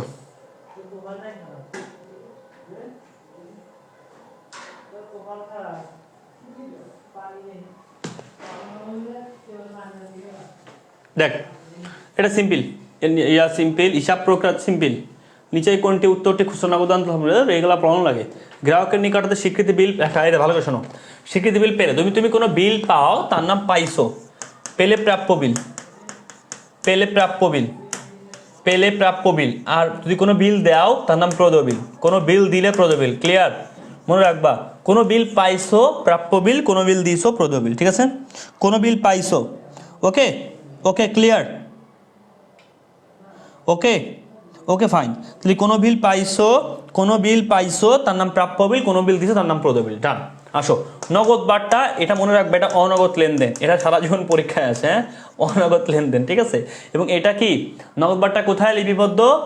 ড্যাশ বলেছে, বিক্রয় বইতে লিপিবদ্ধ হয়, বিক্রয় বইতে লিপিবদ্ধ হয় না, ক খবর কোনটি। আচ্ছা বিক্রয় বইতে হবে ধারে বিক্রয় শুধু, রাইট? তাহলে এটা হবে না। ওকে, বিক্রয় লিপিবদ্ধ হয় না, ঠিক আছে। তাহলে অ্যান্সার কি? বিক্রয় বইতে থাকে ধারে বিক্রয়, তাহলে ধারে বিক্রয় যখন থাকে তাহলে এখানে নগদ টাকা, নগদ বারটার সম্পর্ক বিক্রয় বইতে লিপিবদ্ধ। নগদ বারটা কি দেনা পাওনার সময় হয়, তাহলে বিক্রয়ের সাথে সম্পর্ক, ধারে বিক্রয়ের সাথে সম্পর্ক এখানে না আছে কি? বিক্রয় বিক্রয় তো শুধু ধারে করায় বিক্রয় যায়। এটা তো নগদ বারটা কখন সম্ভব? যখন টাকা আদান প্রদান। ওকে, যখন টাকা, তো টাকা আদান-প্রদানের সাথে বিক্রয় বইয়ের কোনো সম্পর্ক নাই, কারণ এখানে শুধু ধারে বিক্রয় যাবে, ঠিক আছে, এখানে শুধু ধারে বিক্রয় যাবে। আর এই নগদ বাট্টা সংগ্রহে যখন টাকা গ্রহণ বা টাকা প্রদান, তো এই টাকা গ্রহণ আর প্রদান কখন হয়? যখন নগদ টাকা পাচ্ছ, এটা তো নগদ প্রাপ্তি জাবেদা, নগদ প্রদান জাবেদায়। ওকে, নগদ প্রাপ্তি প্রদান জাবেদার সময় নগদ বাট্টার কি ক্যালকুলেশন হয়, ঠিক আছে। Okay fine. ভাড়া ব্যয়ের ক্রেডিটসের মানে কি বোঝায়? ভাড়া ব্যয়ের ক্রেডিটসের মানে এটা কি? বকেয়া ভাড়া। আমরা জানি ভাড়া একটা ব্যয়, শুধু ভাড়া ব্যয় ডেবিট, আর যদি বলা হয় বকেয়া ভাড়া, বকেয়া ভাড়া এটা হচ্ছে ক্রেডিট, বকেয়া ভাড়া ক্রেডিট, এই জন্য বলা হয়েছে বকেয়া ভাড়া। সর্বকারী ব্যক্তিগত হিসাব কোথায় পাওয়া যায়? আমি কিন্তু আজকে একটু আগে বলেছিলাম, সর্বকারী বলতে বেসিক্যালি পাওনাদারকে মিন্স করা, পাওনাদারের সাথে কার সম্পর্ক? ক্রয় খতিয়ানের। ওকে, আর যদি বলতো যে তোমার দেনাদারের ব্যক্তিগত হিসাব কোথায় পাওয়া যায়? বিক্রয় খতিয়ানে। এটা কিন্তু একটু আগে আমি ক্লিয়ার করেছিলাম, ঠিক আছে। ওকে ফাইন, ক্লিয়ার ভাইয়া? Clear concept? ক্লিয়ার। আসো পরবর্তী স্টেপে যাই। গ্রাহকের ব্যক্তিগত, এই যে একটু আগে বলেছিলাম। আচ্ছা, এইখানে একটা ভেরি ইম্পর্টেন্ট কোশ্চেন, এই যে আমরা পড়েছিলাম না প্রাপ্য, এই যে সরবরাহকারী মানে পাওনাদারকে বোঝায়, আর গ্রাহক বলতে প্রাপ্য হিসাবকে বোঝায়, গ্রাহক বলতে প্রাপ্য হিসাবকে বোঝায়, ঠিক আছে। এটা পাওয়া যায় বিক্রয়তে, হ্যাঁ, এটা ভেরি ভেরি ইম্পর্টেন্ট। সুদ অর্জিত, অর্জিত মানে তুমি পাবা বাট এখনো পাওনি, মানে তোমার প্রাপ্য। সুদ প্রাপ্য বা বকেয়া তুমি এখনো পাওনি, তাহলে তোমার একটা আয়। সুদ অর্জিত হয়েছে, তুমি পাবা, তুমি এখনো পাওনি, হ্যাঁ, এখনো পাওনি, এটা তোমার জন্য প্রাপ্য বা আয়। তাহলে জাবেদা কি হবে? প্রাপ্য সুদ ডেবিট, প্রাপ্য সুদ ডেবিট, আর সুদ আয় ক্রেডিট। প্রাপ্য সুদ, এখানে প্রাপ্ত আছে, হ্যাঁ প্রাপ্ত, কিন্তু এখানে মিস্টেক আছে, এখানে প্রাপ্য হবে, হ্যাঁ এখানে প্রাপ্য সুদ হবে। কোশ্চেনে এরা ভার্সিটি হতে একটু মিস্টেক করে দেয়, অন্য কোনো তো মেলেই না, অন্য কোনো কিছু আর জঘন্য লেভেলে ভুল। প্রাপ্য সুদ, সুদ, এই প্রাপ্ত মানে কি জানো? প্রাপ্ত মানে হচ্ছে এটা এক প্রকার আয় হয়ে গেছে, বাট প্রাপ্য হবে। এরা ভার্সিটি মিস্টেক করেছে, আমাদের ভুল না। এই ভার্সিটি কোশ্চেন প্রাপ্য সুদ হবে, সুদ আয় হবে, ঠিক আছে। অন্য কোনো অপশনে তো প্রাপ্য নাই, বুঝতে পারছো? আসো, রামিলের ধাপ কোনটি? এগুলো পড়া লাগবে না। 3 বছরের জন্য বিমা, এটা তো অগ্রিম বিমা, জানো। এখানে দেখো, এই যে সেম কোশ্চেন, এই যে মেশিন চালুর খরচ করছেন যে কতটা খরচ, সেম কোশ্চেন আগে পড়াইছি। নিচে কোনটি যুক্তিগতভাবে স্থাপন করা যায়? এটা তো জানো যে চালানের ক্ষেত্রে তোমার হচ্ছে কি বলে, ক্যাশ মেমোর সাথে নগদের, চালানের সাথে কার সম্পর্ক? ক্যাশ মেমোর সাথে নগদের সম্পর্ক, নগদের থেকে নগদানের সাথে রামিল, উদ্বৃত্তপত্র, চালান, ক্রয় জাবেদা, পাওনাদার, খতিয়ান, বই ফেরত। চালান মানে সম্পর্কর স্থাপন করা যাবে না, এটা বলছে, ঠিক আছে, না বলেছে। চালানের সাথে ক্রয় জাবেদা, ক্রয় জাবেদা থেকে পাওনাদার, পাওনাদার থেকে বই ফেরত, হ্যাঁ হয়। চালানে ক্যাশমো থেকে নগদান বই, নগদান বইয়ের উদ্বৃত্ত নিয়ে রেওয়ামিল, নগদান বই না, খতিয়ান থেকে রেওয়ামিল, রেওয়ামিল থেকে উদ্বৃত্ত। আচ্ছা দেখি, ক্যাশমেমো থেকে নগদান বই, এইখানে একটা ঝামেলা আছে। নগদান বই থেকে কি কখনো ক্রয় জাবেদা প্রস্তুত করা যায়? যায় না। ক্রয় জাবেদা থেকে এটা যায়, কিন্তু নগদান বই থেকে যায় না। নগদান বইয়ের উদ্বৃত্ত নিয়ে, উদ্বৃত্ত যে তোমার হচ্ছে ইয়া বেরোবে, রেজাল্ট যে বেরোবে, নগদান বইয়ের উদ্বৃত্ত নিয়ে কি রামিল প্রস্তুত করা, এটা তো একটু টাফ, বাট এই দুটো সঠিক। দাঁড়াও, এটা ভুল আছে, আমরা একটু মিলাই, হ্যাঁ এটা ভুল, এটা ভুল। ক্রয় জাবেদা, বিক্রয় জাবেদা, ঠিক আছে। দেনাদার, এটা ঠিক আছে, এটা ঠিক আছে। ক্যাশ মেমো, নগদান বই, রেওয়ামিল, রেওয়ামিল আর হচ্ছে উদ্বৃত্তপত্র। রেওয়ামিল, নগদান বইয়ের যে অ্যান্সারটা বের হয় ব্যালেন্স বিডি নিয়ে, নগদের ব্যালেন্স, আরটা হচ্ছে তোমার ইসের ব্যালেন্স, ব্যাংকের ব্যালেন্স বের হয়। ওকে, এবার নগদান বইয়ের যে এন্ট্রিগুলো তুমি নাও, হ্যাঁ নগদান বইয়ের যে এন্ট্রিগুলো তুমি নিচ্ছ, আমরা তো জানি খতিয়ান, জাবেদা, খতিয়ান, খতিয়ানের পর আমরা নগদান তৈরি করি। আমরা বেসিক্যালি নগদানের জের নিয়ে রামিল প্রস্তুত করা কখনো করিনি, কিন্তু তুমি চাইলে এটার জের নিয়ে করতে পারো। এখন তুমি বলতে পারো এই দুটার মধ্যে এটা কখনো করিনি আমরা, বাট এটার জের নিয়ে তো একটা ব্যালেন্স বিডি বেরো, একটা ব্যালেন্স সিডি বেরো, তাহলে ব্যালেন্স বিডি বেরোলে আমরা নগদের উদ্বৃত্ত বলে ডেবিট পয়সা বসাতে পারি, রামিলের বসানো যায়, মানে অ্যান্সার করা যায়, কিন্তু এটা একেবারে জঘন্য কাজ। নগদান বই থেকে এই দুটার অপশন ভেদে এটা জঘন্য কাজ, এই দুটার অপশন ভেদে, আই রিপিট, এটা কখনোই আমরা প্র্যাকটিক্যালি করিনি, কিন্তু তুমি চাইলে সম্ভব নগদানের জের নিয়ে রামিলে যে পাশে আসবে ব্যাংক বা নগদানে তুমি ডেবিট ক্রেডিট পাঠাতে পারবা, কিন্তু নগদান বই থেকে তো করা যাবে না। নগদান বই শুধু নগদ লেনদেন, করা যাবে না ধারে লেনদেন, দুটো আলাদা। তার মানে জঘন্যতম কাজ হচ্ছে এটা কখনোই সম্ভব না, অপশন ভেদে। ক্লিয়ার? পেস্তলির 1 নম্বর ক্লাসের, ওকে, তার মানে এটা করা যাবে না, বলেছে কোনটা স্থাপন করা যায় না, এটা স্থাপন করা যায় না। ওকে ক্লিয়ার, মানে এটা জঘন্যতম। ওকে, অপশন ঘ হচ্ছে একেবারে না জায়েজ কাজ, বুঝেছো বিষয়টা? অপশন ঘ হচ্ছে একেবারে, এটাই অ্যান্সার চেয়েছে, বুঝেছো? ওকে, তাহলে এটাও করা যায়, এটাও করা যায়, এটাও করা যায়, 90 বা 99% ধর করা যায়, আর এটা 100% করা যায় না, জঘন্য বাস। Thank you so much. আশা করি বুঝছো। একটি খতিয়ান ড্যাশ পারবা, শরীফের নিকার অর্থ, এগুলো কোশ্চেন পারবা। সাধারণ খতিয়ানের ক্রেডিট উদ্বৃত্ত মানে কি বোঝায়, ক্রেডিট উদ্বৃত্ত মানে কি উদ্বৃত্ত থাকে, দেখি কোন হিসাবটি ক্রেডিট উদ্বৃত্ত থাকে, নগদ তহবিল থাকে না। Okay fine. তারপর দেখো সাধারণত কোন হিসাবটি ক্রেডিট থাকে, আসবাবপত্র, যন্ত্রপাতি, বকেয়া বেতন। আচ্ছা দেখো তো নগদ তহবিলে কি ডেবিট উদ্বৃত্ত থাকে, রাইট, ডেবিট উদ্বৃত্ত থাকে। আচ্ছা তারপর আছে আসবাবপত্র ডেবিট, এটাও ডেবিট। ওকে, বকেয়া বেতনের ক্রেডিট, এটা কি, ও মাই গড, একটু একজন একটু মিস্টেক, প্যাসোলিতে এটা ঘ নাম্বার অ্যান্সার হবে। যাদের কাছে প্যাসোলি পড়তেছো রিকোয়েস্ট করতেছে একটু মার্ক করে রাখো, হ্যাঁ একটু মার্ক করে, দু একটা যে ভুল আমরা পাচ্ছি এগুলো একটু কারেকশন করে নাও, একটা দুটো ভুল থাকা স্বাভাবিক। আমি তো এগুলো কোনো ব্যাপার নেই, এগুলো আর এই কোশ্চেন তুমি ধরতে পারবা, এগুলো হচ্ছে সিলি মিস্টেক।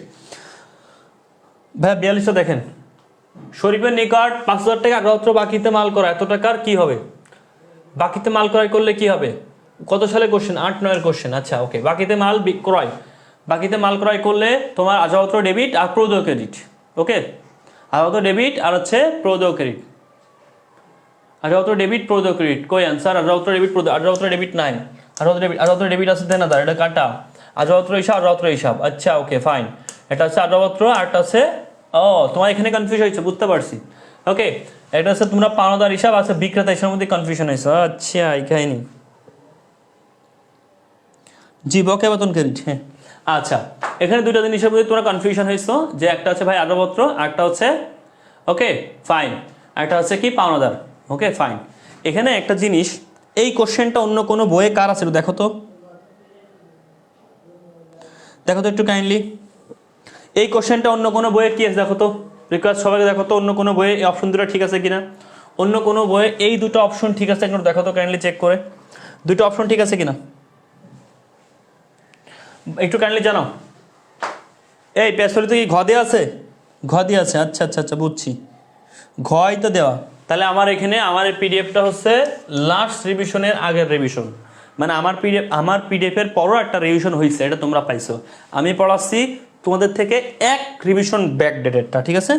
Okay fine. আচ্ছা বলছে আমারটাই ঠিক আছে ভাইয়া, পিডিএফে ভুল আছে। আচ্ছা আমি আবার বলছি, এটা হচ্ছে তোমাদের প্যাসোলিতে দেওয়া, তোমাদের দেওয়ার আগের অপশন হচ্ছে 42-এর অপশন 5টা, আমাদের বইয়ে 4টা আছে, 4টাই হবে, 4টা থাকলে অ্যান্সার ঠিক আছে, 4টা থাকলে অ্যান্সার ঠিক আছে, 4টা থাকে অ্যান্সার ঠিক আছে। এখানে একটা লিটল মিস্টেক আছে, মানে তোমাদেরকে দেওয়ার আগের রিভিশন হচ্ছে এইটা, মানে তোমাদেরকে যে বইটা দেওয়া হয়েছে এইটার একটা ওল্ড, এইটার আগের মানে 4 নাম্বার চেকের বই আছে এটা, ঠিক আছে। ওকে ফাইন ডান, এই কোশ্চেন চলো। তাহলে এটা আমি নেক্সট ক্লাসে তোমাদেরকে যে পিডিএফ দিয়েছি ওইটা ফলো করবো, হ্যাঁ। ওকে, আমার তাহলে একটা ওল্ড ভার্সন ফলো করা হচ্ছে, এই জন্য তোমাদের সাথে দু একটা অ্যান্সারে মতক্য আছে, হ্যাঁ। Thank you so much. Okay, ঘ নাম্বার অ্যান্সার, ব্যবসায়ের কাজের জন্য ব্যাংক থেকে টাকা তোলা যাবে নাকি, এটা তো পারো, এটা তো স্বাভাবিক।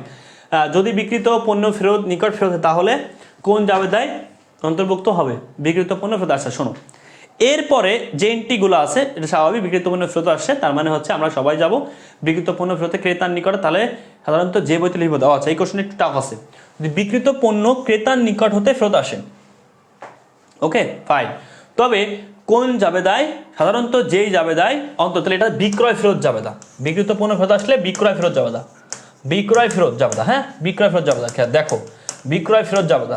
এখন আসো, এটা না এটা না এটা না, বিক্রয় জাবেদা না, এটাও না, তাহলে ভাই দেখো বিক্রয় ফেরত জাবেদা অপশনে নাই, যখন না থাকবে সাধারণ জাবেদা নিব। তাহলে যখন বিক্রয় ফেরত জাবেদা না থাকবে, বিক্রয় ফেরত জাবেদা, বিক্রয় ফেরত জাবেদা না থাকবে, তাহলে আমরা অ্যান্সার নিব কি, অ্যান্সার নিব সাধারণ জাবেদা। যদি ক্রয় জাবেদাও না থাকে সাধারণ জাবেদা, তাহলে যখন বিশেষ জাবেদার কোনো একটা অংশ অ্যান্সারে না থাকবে তখন সাধারণ অ্যান্সার নেব, যখন বিশেষ জাবেদার কোনো একটা অংশ না থাকবে সাধারণত অ্যান্সার নিব। বলেছে হিসাবের শুরুতে কি সম্পদ দায়, 3টা জিনিস থাকে, এ এল আর হচ্ছে ওই 3টা, সবাই জানে। 750 টাকা 2/10 N30 শর্তে 13 তারিখে বাকিতে মাল করা হয়, 16 জুন তারিখে 50 টাকা, এগুলো তোমরা পারো, ঠিক আছে। এগুলো তোমাদের আশা করি 750 থেকে 50 বাদ থাকে 700, এই কোশ্চেন বহুত সলভ করছো, হ্যাঁ। বলছে এই যে 15 টাকা সম্পূর্ণ হয়েছে, তার মানে বারটা কয় পার্সেন্ট, 2%, 700-এর উপর 2% করলে 14, এই যে বাকি থেকে 686, এটা তোমরা পারো। ওকে, বাকি এটা থিওরি, এই থিওরিগুলো পারবা, এই ম্যাথটা আমি দেখা দিচ্ছি, হ্যাঁ থিওরিগুলো তোমরা পারবা, ম্যাথটা দেখা দিচ্ছি, কারণ অনেক থিওরি সলভ করা হয়েছে, বারটার পরিমাণ চাইছে, এই যে ভেরি ভেরি ইম্পর্টেন্ট, এখানে বারটা আছে 6,000 টাকা, 1,000 টাকা ফেরত, তো থাকে 5,000। সবাই একটু মন দিয়ে বুঝো, 5,000 2% বারটা, রাইট? তাই 5,000 2% করলে কত? 10% করলে 50, 1%-এ 500, 1%-এ 50, 2% 100, এই যে 100 টাকা বারটা। তাহলে বারটা চাইতে পারে যদি বলতো যে কত টাকা পরিশোধ করতে হবে, 100 বাদ দিলে 4,900, 100 বাদ দিলে 4,900 হইতো, ঠিক আছে? 100 বাদ দিয়ে 4,900 হইতো। ওকে ফাইন, 100 বাদ দিয়ে 4,900 তো শেষ। 100 বাদ দিলে 4,900 হইতো। ওকে 1800। দেখো এবার আসো, এখানে কি বলছে? 54 হিসাব চক্রের ধাপ, 53 নম্বর ইজি, 54 নম্বরও ইজি। দেনাদার থেকে প্রাপ্তির সময় বিক্রেতা, এটা ইজি স্বাভাবিক। তোমার যে নগদ বাট্টার কথা বলা হয়েছে এখানে, কিন্তু এখানে নগদ বাট্টার মধ্যে কোনটা হবে ভেরি ইম্পর্টেন্ট, প্রাপ্তির সময় বিক্রেতা কর্তৃক। হ্যাঁ, বিক্রেতা কর্তৃক যে ছাড় দিলে তাকে কি বলে, মানে বিক্রেতা ছাড় দিয়েছে। ওকে, মনে রাখবা। তুমি পাওয়ার সময় দেনার থেকে পাচ্ছ, মানে তুমি টাকা পাচ্ছ, দেনার থেকে প্রাপ্তির সময় বিক্রেতা কর্তৃক কিছু টাকা ছাড় দিলে। ওকে, তার মানে তুমি দেনাদার থেকে প্রায় 5 টাকা আদায় করছো, তাই 5 টাকা আদায়ের সময় তুমি একটা ছাড় তাকে দিবা, তা না প্রদত্ত বার্তা। যদি বলতো দেনা টাকা পরিশোধ, তখন হয়তো প্রাপ্ত বার্তা। মনে রাখবা, 5 টাকা আদায়ের সময় তুমি দেনাদার থেকে কিন্তু টাকা পাওয়া, 5 টাকা আদায়ের সময় যে ছাড় দেওয়া তাকে প্রদত্ত বার্তা বলে, আর দেনা টাকা পরিশোধের সময় যে ছাড় পাওয়া যায় তাকে প্রাপ্ত বার্তা বলে। এটা তুমি এর আগেও পড়ছো এই কোশ্চেন। কমিশন পাওয়া গেল অগ্রিম, তাহলে অগ্রিম কমিশন মানে অগ্রিম টাকা পাওয়ার কথা বোঝায়। তাহলে অগ্রিম টাকা পাওয়া মানে কি? নগদ টাকা পাইছো, হ্যাঁ অগ্রিম পাইছো, তাহলে নগদ টাকা পাইলে নগদান ডেবিট, নগদান ডেবিট। আর হচ্ছে অগ্রিম কমিশন বা অনুপার্জিত আয়ও বলা যায়। কেন ভাই? অগ্রিম কমিশন মানে কমিশন পাইছো, এটা আয়, বা অনুপার্জিত কমিশন একই কথা, এটা ক্রেডিট। ঠিক আছে, অ্যান্সার হবে গ। ওকে, তাহলে অগ্রিম কমিশন একটা দায়, এটা মাথা রাখবে। অগ্রিম কমিশন কি? একটা দায়। ওকে, বা অনুপার্জিত কমিশন বা অনুপার্জিত আয় একটা দায়, অগ্রিম কমিশন একটা দায়, বা অগ্রিম আয় একটা দায়, অনুপার্জিত আয় একটা দায়, অনুপার্জিত কমিশন একটা দায়, অনুসব বিনিয়োগের সুদ একটা আয়। আয় এই যেগুলো যদি অগ্রিম হয়, যে কোনো আয় অগ্রিম হলে এটা একটা দায় হয়, এগুলো তোমাদের মনে রাখতে হবে।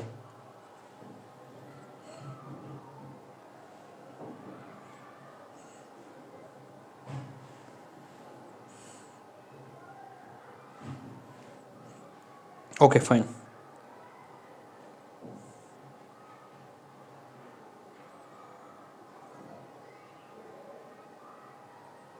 ওকে, এখন কি সমস্যা? 42-এর সমস্যা। তারপর কি সমস্যা?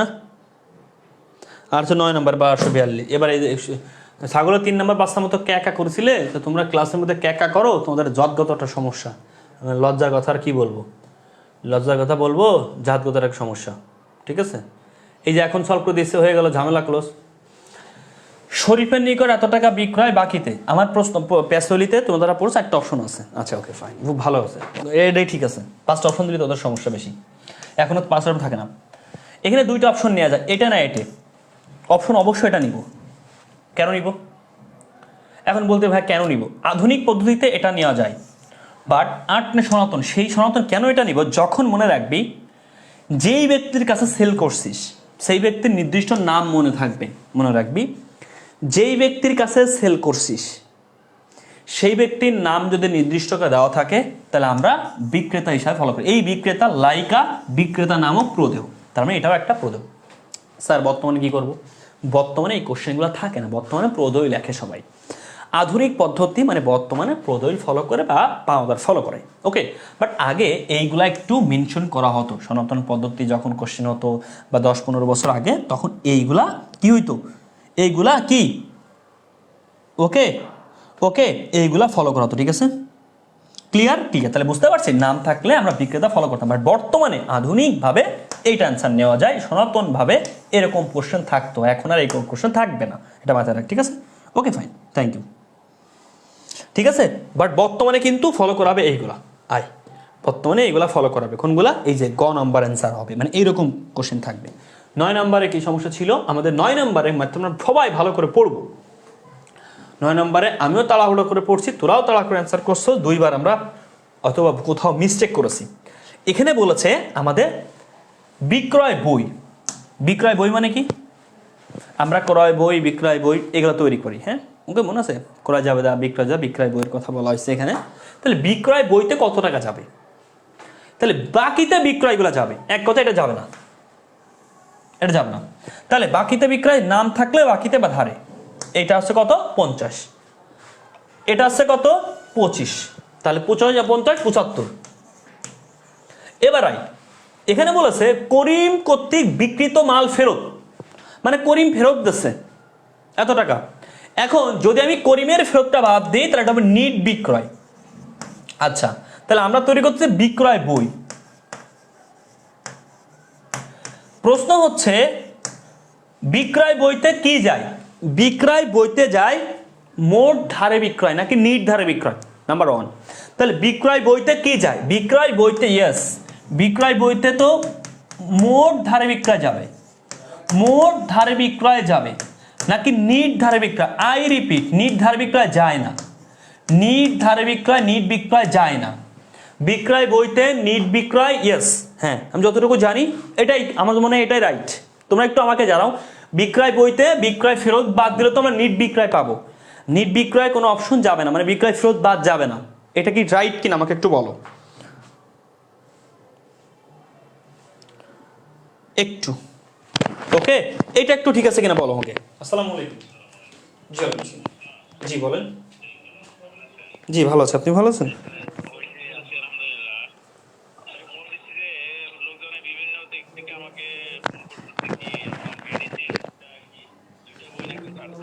মেডিসিন বলতে গুচ্ছ লাস্ট মেডিসিন? না না, লাস্ট মেডিসিন এখনো মার্কেটে আসেনি। গুচ্ছ আসছে, লিখিত আসছে, আর হচ্ছে ম্যাথ। এটা কিন্তু এটা তো আমি লাইব্রেরি দিতে যাচ্ছি না, কারণ এটা অল্প তো, এটা সময় কম পাবেন ঢাকা বিশ্ববিদ্যালয় পরীক্ষার সামনে। আমি আপনাকে গুচ্ছ লাস্ট মেডিসিন দিব।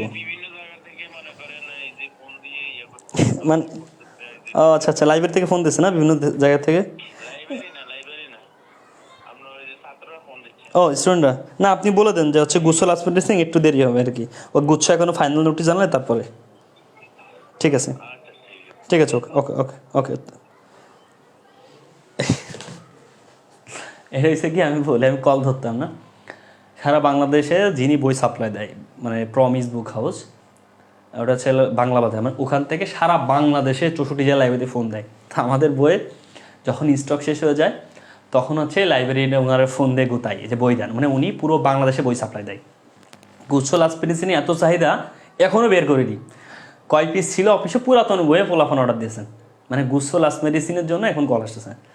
তো যে বইগুলো স্টক শেষ হয়ে যায়, যে লিখিত বইয়ের কথা বলবো, বই নেই, ওটা দিব না লাইব্রেরিতে। মানে পুরো বাংলাদেশে যে লাইব্রেরি থেকে স্টুডেন্ট তোমরা বই চাও, অনেকে লাইব্রেরিতে বই কিনছো না, তো তোমরা যখন লাইব্রেরিতে বই চাও, লাইব্রেরিয়াররা সারা বাংলাদেশ থেকে জানা হচ্ছে এই বাংলা বাজারে, বাংলা বাজারে উনি আমার কাছ থেকে বই সংগ্রহ করে, মানে আমি ওনারে বই দিই, উনি সারা বাংলাদেশে লাইব্রেরি সাপ্লাই দেয়।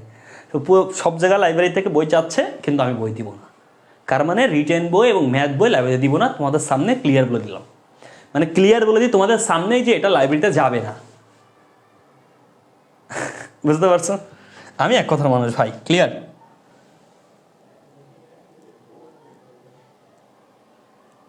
ওকে ওকে, এটা যে বিষয়। আচ্ছা আসো পরবর্তী স্টেপে যাই। ফেরত আসবে না, ফেরত আসবে না, ফেরত আসবে না। Okay, thank you so much. Yes, ফেরত আসে না, থ্যাংক ইউ ভাইয়া। নিট বিক্রয়, কারণ ফেরত আসবে না, কারণ ফেরত বাদ দিলে তো ওখানে নিট বিক্রয় হয়ে যাবে। ওকে, তাহলে আমরা একটা নোট করে নাও সবাই, সবাই কাইন্ডলি একটু নোট করে নাও, নোট করে নাও।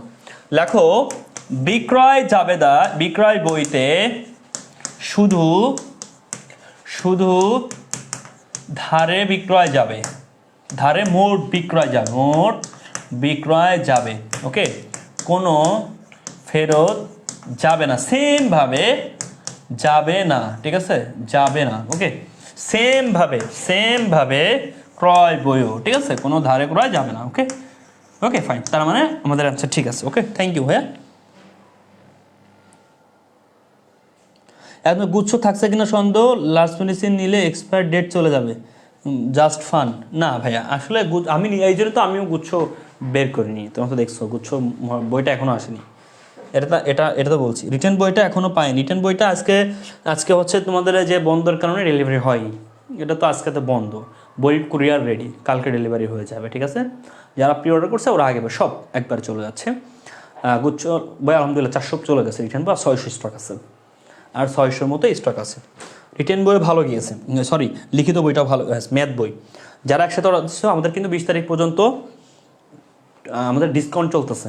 ওকে, আমাদের ওয়েবসাইটটা দেখো, 20 তারিখ পর্যন্ত ধোঁয়া ডিসকাউন্ট। যাদের ফ্যামিলির সমস্যা বই নিতে, তার তো বলেছি গুগল ফর্ম পূরণ করতে। তোমাদের এরপরও যদি ফ্যামিলির সঙ্গে থাকার কথা না আশা করি, তারপর আমি গুগল ফর্ম দিয়ে দিচ্ছি। যাদের অনেক সময় থাকে, অনেক স্টুডেন্টদের সমস্যা, লজ্জায় বলতে পারে না, বুঝছো। আর রিটেন বই আর ম্যাথ বই কোনো ডিসকাউন্ট নেই, ওটা 210 টাকা একটা বইয়ের দাম, আর কি ডিসকাউন্ট থাকবে, ঠিক আছে। আর এর থেকে ডিসকাউন্ট দিলে আমাদের ঘটি কম্বল বেশি চলে যেতে হবে, ঠিক আছে। ওকে আসো, ঠিক আছে। তো আমি গুগল ফর্ম দিয়ে দিলাম, যাদের ফ্যামিলির সমস্যা তারা পূরণ করো কোনো বই নিতে চাইলে, হ্যাঁ। আর হচ্ছে আমাদের ওয়েবসাইট ভিজিট করো, প্রত্যেকটা বইয়ের ডিসকাউন্ট আছে, প্রত্যেকটা বইয়ের একদম মানে এভরি বই, শুধু ম্যাথ আর ইয়া বাদে প্রতিটা বইয়ের দেখবা যে ডিসকাউন্ট হচ্ছে। তোমরা ওই বইগুলা মানে এই সুযোগকে নিয়ে নাও 20 তারিখের মধ্যে, হ্যাঁ। আর বইটা নেওয়ার পরে বাংলাদেশের সেরা না হলে বা তোমার কাছে বেস্ট না মনে হলে 7 দিনের মধ্যে তুমি রিটার্ন দিতে পারবা, মানে রিটার্নের সুযোগ আছে, এটা বলতে চাচ্ছি আর কি আমি। তোমার এই দেখো, তোমাদের যদি আমি একটু দেখানোর ট্রাই করি, 7 দিনের মধ্যে তোমরা কি করতে পারবা, রিটার্ন দিতে পারবা, ঠিক আছে। 7 দিনের মধ্যে তোমরা ফেরত দিতে পারো, রিটার্ন মানে ফেরত, মানে আমাদের এই ব্যাগ দিয়ে টাকা ব্যাক নিতে পারবা, হ্যাঁ, এটা আছে সুবিধা। ওকে, যারা প্রি অর্ডার করে ফেলছেন কালকে পাবেন ইনশাল্লাহ। ধৈর্য আর কত ধরি, ধৈর্য অবশ্যই ধরতে হবে, আমি তো বলছি প্রি অর্ডার করছেন বলে তো আগে পাচ্ছেন। যদি 1000 অর্ডার হয়ে যেত তখন তো নতুন করে অর্ডার করতে পারতো না, রাইট। 400-র মতো মোটামুটি হয়েছে, 400 জন পাইছেন। যদি আমার ইনকেস 1000 অর্ডার হইতো বইয়ে, তখন তো এই প্রি অর্ডার দিয়ে আমার শেষ, আর কেউ বই পেতো না, এটাই তো হইতো। তাহলে আপনি প্রি অর্ডার দিয়েছেন বলেই আমি কিছু টাকা পেয়েছি, আমি ওটা ছাপাইতে পারছি, আপনি আমার হেল্প করছেন, আপনি একটা ভালো কাজ করছেন। আমি অলওয়েজ এটা বলি, যারা প্রি অর্ডার করছেন তারা ভালো কাজ করছেন। জি, ম্যাথ ডেলিভারি চার্জ 250 টাকা। যদি তুমি ম্যাথ আর রিটেন একসাথে অর্ডার করো তাহলে ভাইয়া কুরিয়ার চার্জ একটা লাগবে, ঠিক আছে। আমি বারবার বল, যারা প্রি অর্ডার বই করেন তারা আমাদেরকে হেল্প করেন, কারণ আপনি প্রি অর্ডার করছেন, 400 জন প্রি অর্ডার করে 4 দোকানে 80,000 টাকা, আমার বই ছাপাতে টাকা লাগছে, দিয়ে দিছি, ঠিক আছে। এই যে প্রি অর্ডার করে আপনি আমাকে হেল্প করছেন, আপনার নিকট কৃতজ্ঞ থাকবো। যারা প্রি অর্ডার করেন অলওয়েজ আপনাদের সবার নিকট কৃতজ্ঞ থাকবো, ঠিক আছে। আজকে আমরা নেক্সট ব্যাংক সমন্বয় বিবরণীতে আসি। সবার সমস্যা, কার সমস্যা ব্যাংক সমন্বয় দাঁড়াও একটু, ব্যাংক সমন্বয় অনেকের প্রবলেম আছে আমি জানি। আমরা একটু 10 মিনিট ব্রেক নিব, আমাকে 10 মিনিট ব্রেক নিব আমরা, ওকে নিব, 10 মিনিট ব্রেক নিব আমরা। বলেন আমরা কি 10 মিনিট ব্রেক নিতে পারি কিনা? আমরা কি 10 মিনিট ব্রেক নিতে পারি? আপনারা যদি বলেন তাহলে 10 মিনিট ব্রেক নিব, তারপরে ব্যাংক সমন্বয় শুরু করবো, ঠিক আছে। ব্যাংক সমন্বয় বিবরণী তারপরে শুরু করবো। আর এর মধ্যে যারা হচ্ছে আমি আপনাদেরকে কিছু জিনিস দেখাই দিই আর কি। 10 মিনিট রেস্ট নিয়ে আমরা তারপরে ব্যাংক সমন্বয় শুরু করি, হ্যাঁ, ওকে আসেন। তার মধ্যে প্যাসুলি বই থেকে আপনার দ্বিতীয় থেকে যে জিনিসগুলো পড়বেন, যাদের কাছে প্যাসুলি বই নেই একটু কাইন্ডলি মার্ক করে নেবেন, হ্যাঁ। এই জিনিসগুলো খুবই ইম্পর্টেন্ট, প্যাসুলি বই থেকে এগুলো পড়ে নেবেন, আপনার জন্য কাজে লাগবে ইনশাল্লাহ, হ্যাঁ। এই যে এই লিখিতটা জগন্নাথ বিশ্ববিদ্যালয়ে 1920 সালে আসছে, এই যে নগদান বই আর নগদ প্রেরণী পার্থক্য কি, জগন্নাথ বিশ্ববিদ্যালয়ে এই কোশ্চেনটা আসছে, দেখেন এই যে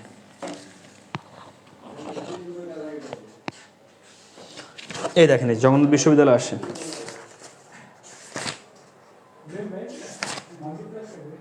জগন্নাথ বিশ্ববিদ্যালয়ে আসছে, জগন্নাথ বিশ্ববিদ্যালয়ের লিখিত কই, জগন্নাথ বিশ্ববিদ্যালয়ের লিখিত অ্যাকাউন্টিং, জগন্নাথ বিশ্ববিদ্যালয় লিখিত অ্যাকাউন্টিং, এই দেখেন এই যে হিসাব বিজ্ঞান 1920 সালে এই যে নগদান বই আর আছে নগদ প্রেরণী পার্থক্য, দেখছেন এই যে এই কোশ্চেনটা আসছে, হ্যাঁ। এই যে এরকম কোশ্চেনগুলো আসে, ঠিক আছে, ওকে ফাইন, ক্লিয়ার কাইন। আচ্ছা দেখেন, তবে ব্রেক লাগবে না, আসেন সবাই বলছে ব্রেক লাগবে। দেখেন ঢাকা বিশ্ববিদ্যালয়ের প্রশ্ন শোনেন, ব্যাংক সমন্বয় বই থেকে কিন্তু ঢাকা বিশ্ববিদ্যালয় জানি কোশ্চেনটা ধরছে, এটা একটু ভালো করে খেয়াল রাখবেন।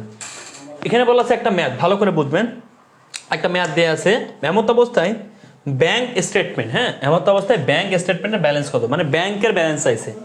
বলেছে পদ্মা লিমিটেডের 22-23 সালে কোশ্চেন, ব্যাংক বইয়ের ব্যালেন্স ছিল 1990 টাকা, ব্যাংক বইতে ব্যালেন্স ছিল ডেবিট, এটা ডেবিট ব্যালেন্স ছিল 1790। ব্যাংক স্টেটমেন্টের তুলনায় দেখা যায় যে এখনো 1040 টাকা চেক উপস্থাপন হয়নি। আচ্ছা চেক উপস্থাপন হয়নি, আচ্ছা চেক উপস্থাপন হয়নি মানে কি, একটা চেক এখনো ব্যাংকে যায়নি, ওকে।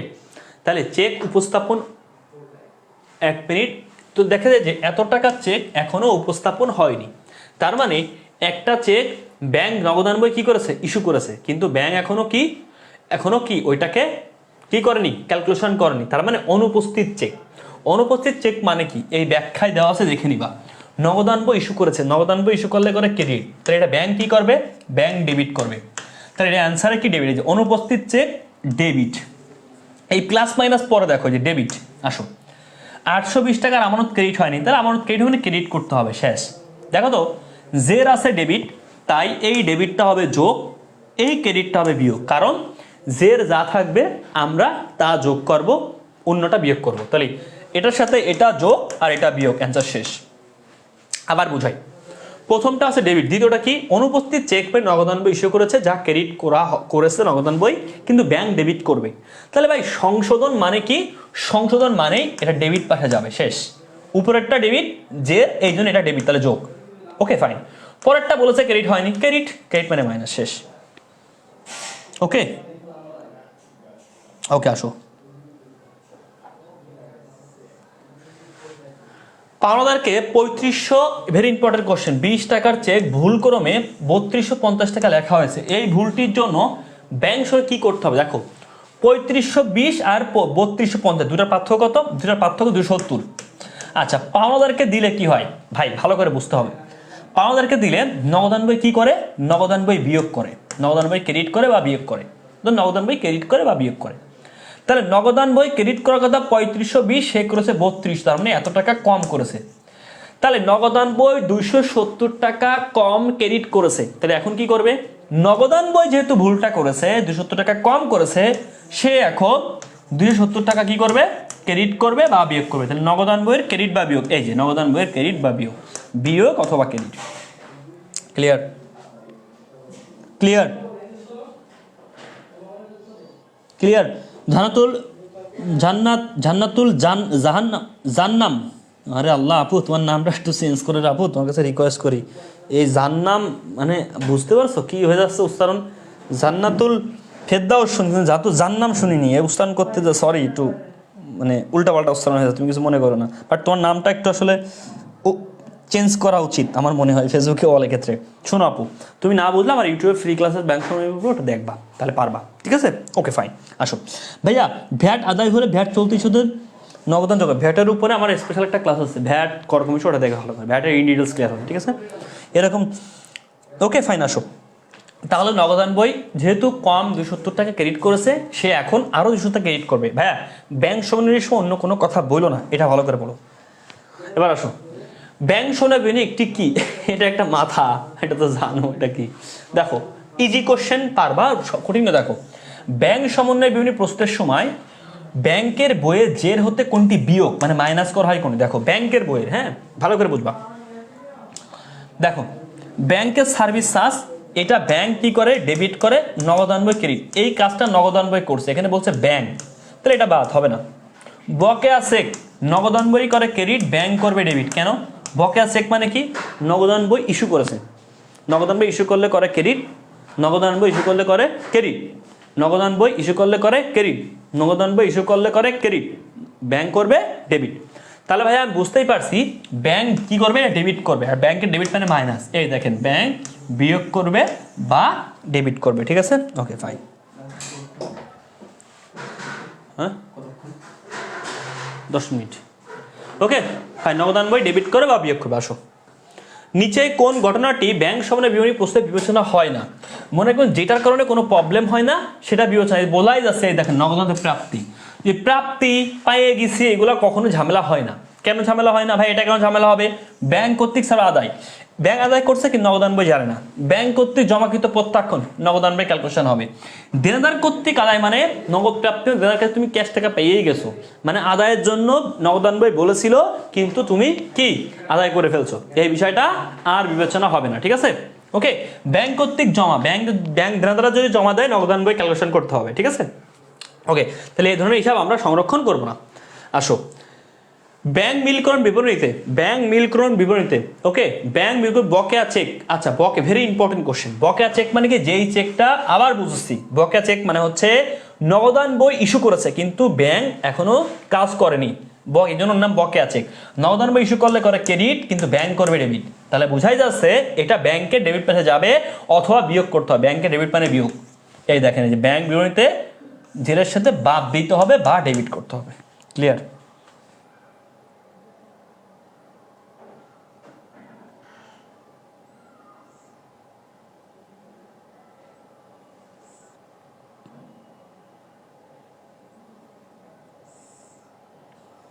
Okay fine, okay clear clear clear clear.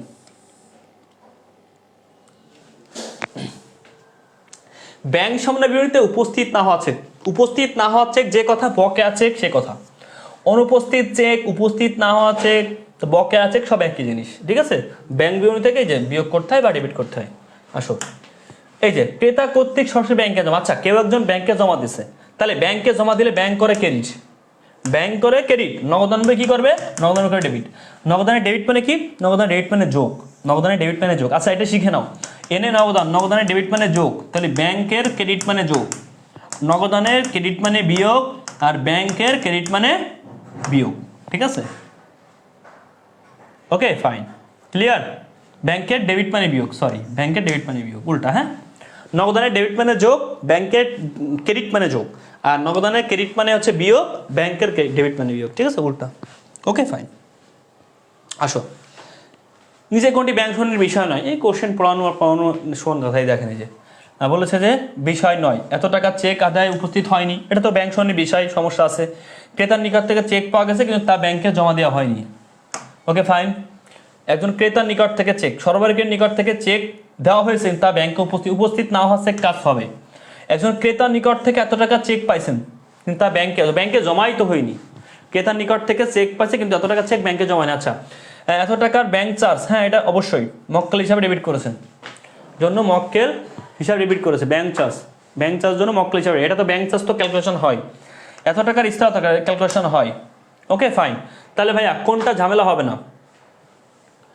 এইটা দেখো, ক্রেতার নিকট থেকে একটা চেক পাইছো, তার মানে এইটা তোমার যে চেকটা পাইছে সে এখনো ব্যাংকে জমা দেয়নি, তাহলে ব্যাংকে যখন জমা দেবে, এটা ভালো করে বুঝবা, যদি এটা নগদান বই জমা দিত আর ব্যাংক আদায় না করতো তখন ঝামেলা হইতো, কিন্তু নগদান বই জমাই দেয়নি, নগদান বইও কাজটা করেনি, ব্যাংকও করবে না। আবার বলছো, একটা চেক পাইছে, কে পাইছে?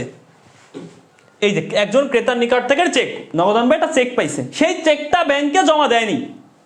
চেক জমা দেয়নি মানে কি, কাজটা নগদানও করেনি, ওই কাজটা জমা হওয়ার পরে তো ব্যাংক করে, ব্যাংকও করেনি, কেউ করেনি, ঝামেলা শেষ। যদি একজন করতো আর একজন না করতো তখন ঝামেলা লাগতো। যদি বলতো ওই চেকটা ব্যাংকে জমা দেওয়া হয়েছে কিন্তু টাকা আদায় হয়নি, তখন আমার ব্যাংক সমন্বয় বিবরণী এন্ট্রি ঝামেলা হইতো। Very important question. Okay okay fine. যদি বলতো এই চেকটা জমা দেওয়া হয়েছে কিন্তু ব্যাংক আদায় করেনি, তখন ঝামেলা হইতো। এই চেকটা নগদানও জমা দিইনি, ব্যাংক আদায় করেনি, শেষ। ইস্যুকৃত চেক অমরদমে ফেরত, ইস্যুকৃত চেক অমরদম মানে কি, অমরদমে ফেরত আসছে, রাইট রাইট। দেখো, ইস্যুকৃত চেক ব্যাংক কর্তৃক অমরদা হলে ব্যাংক হিসাবে কি এন্ট্রি আছে? ব্যাংকের কোনো এন্ট্রি দেওয়া লাগে না, আমানতকারী এন্ট্রি দেয়। মনে রাখবা, এন্ট্রি দেয় কি? আমানতকারী। মনে রাখবা, ব্যাংক করতে আমানতকারী, ব্যাংকের যাওয়া দেওয়া লাগে না, আমানতকারী। ওকে ওকে, আমানতকারী, তাহলে এটা কোনো যাওয়া হবে না। মাঝপথে চেক মানে কি? Very important. মাঝপথে চেক মানে যেই চেক আদায়ের জন্য ব্যাংকে জমা, এর একটা মাঝপথে চেক, পরিবহনের চেক, ট্রানজিটে জমা, নগদান বই অনুযায়ী ব্যাংকে জমা, নগদান বই ব্যাংক আদায় করেনি, তো নগদান বই জমা দিলে নগদান বই করে ডেবিট, ব্যাংক করবে ক্রেডিট। ওকে, তাহলে এটা কি করবে? ব্যাংকে ক্রেডিট করবে। আর ব্যাংকের ক্রেডিট মানে যোগ, একটু আগে শিখাইছিলাম। তাহলে ব্যাংকের ক্রেডিট বা যোগ। ওকে ডান, ব্যাংকের ক্রেডিট বা যোগ। আসো, এই কোশ্চেন আমার মনে হয় তোমাদের মুখস্থ হয়ে গেছে।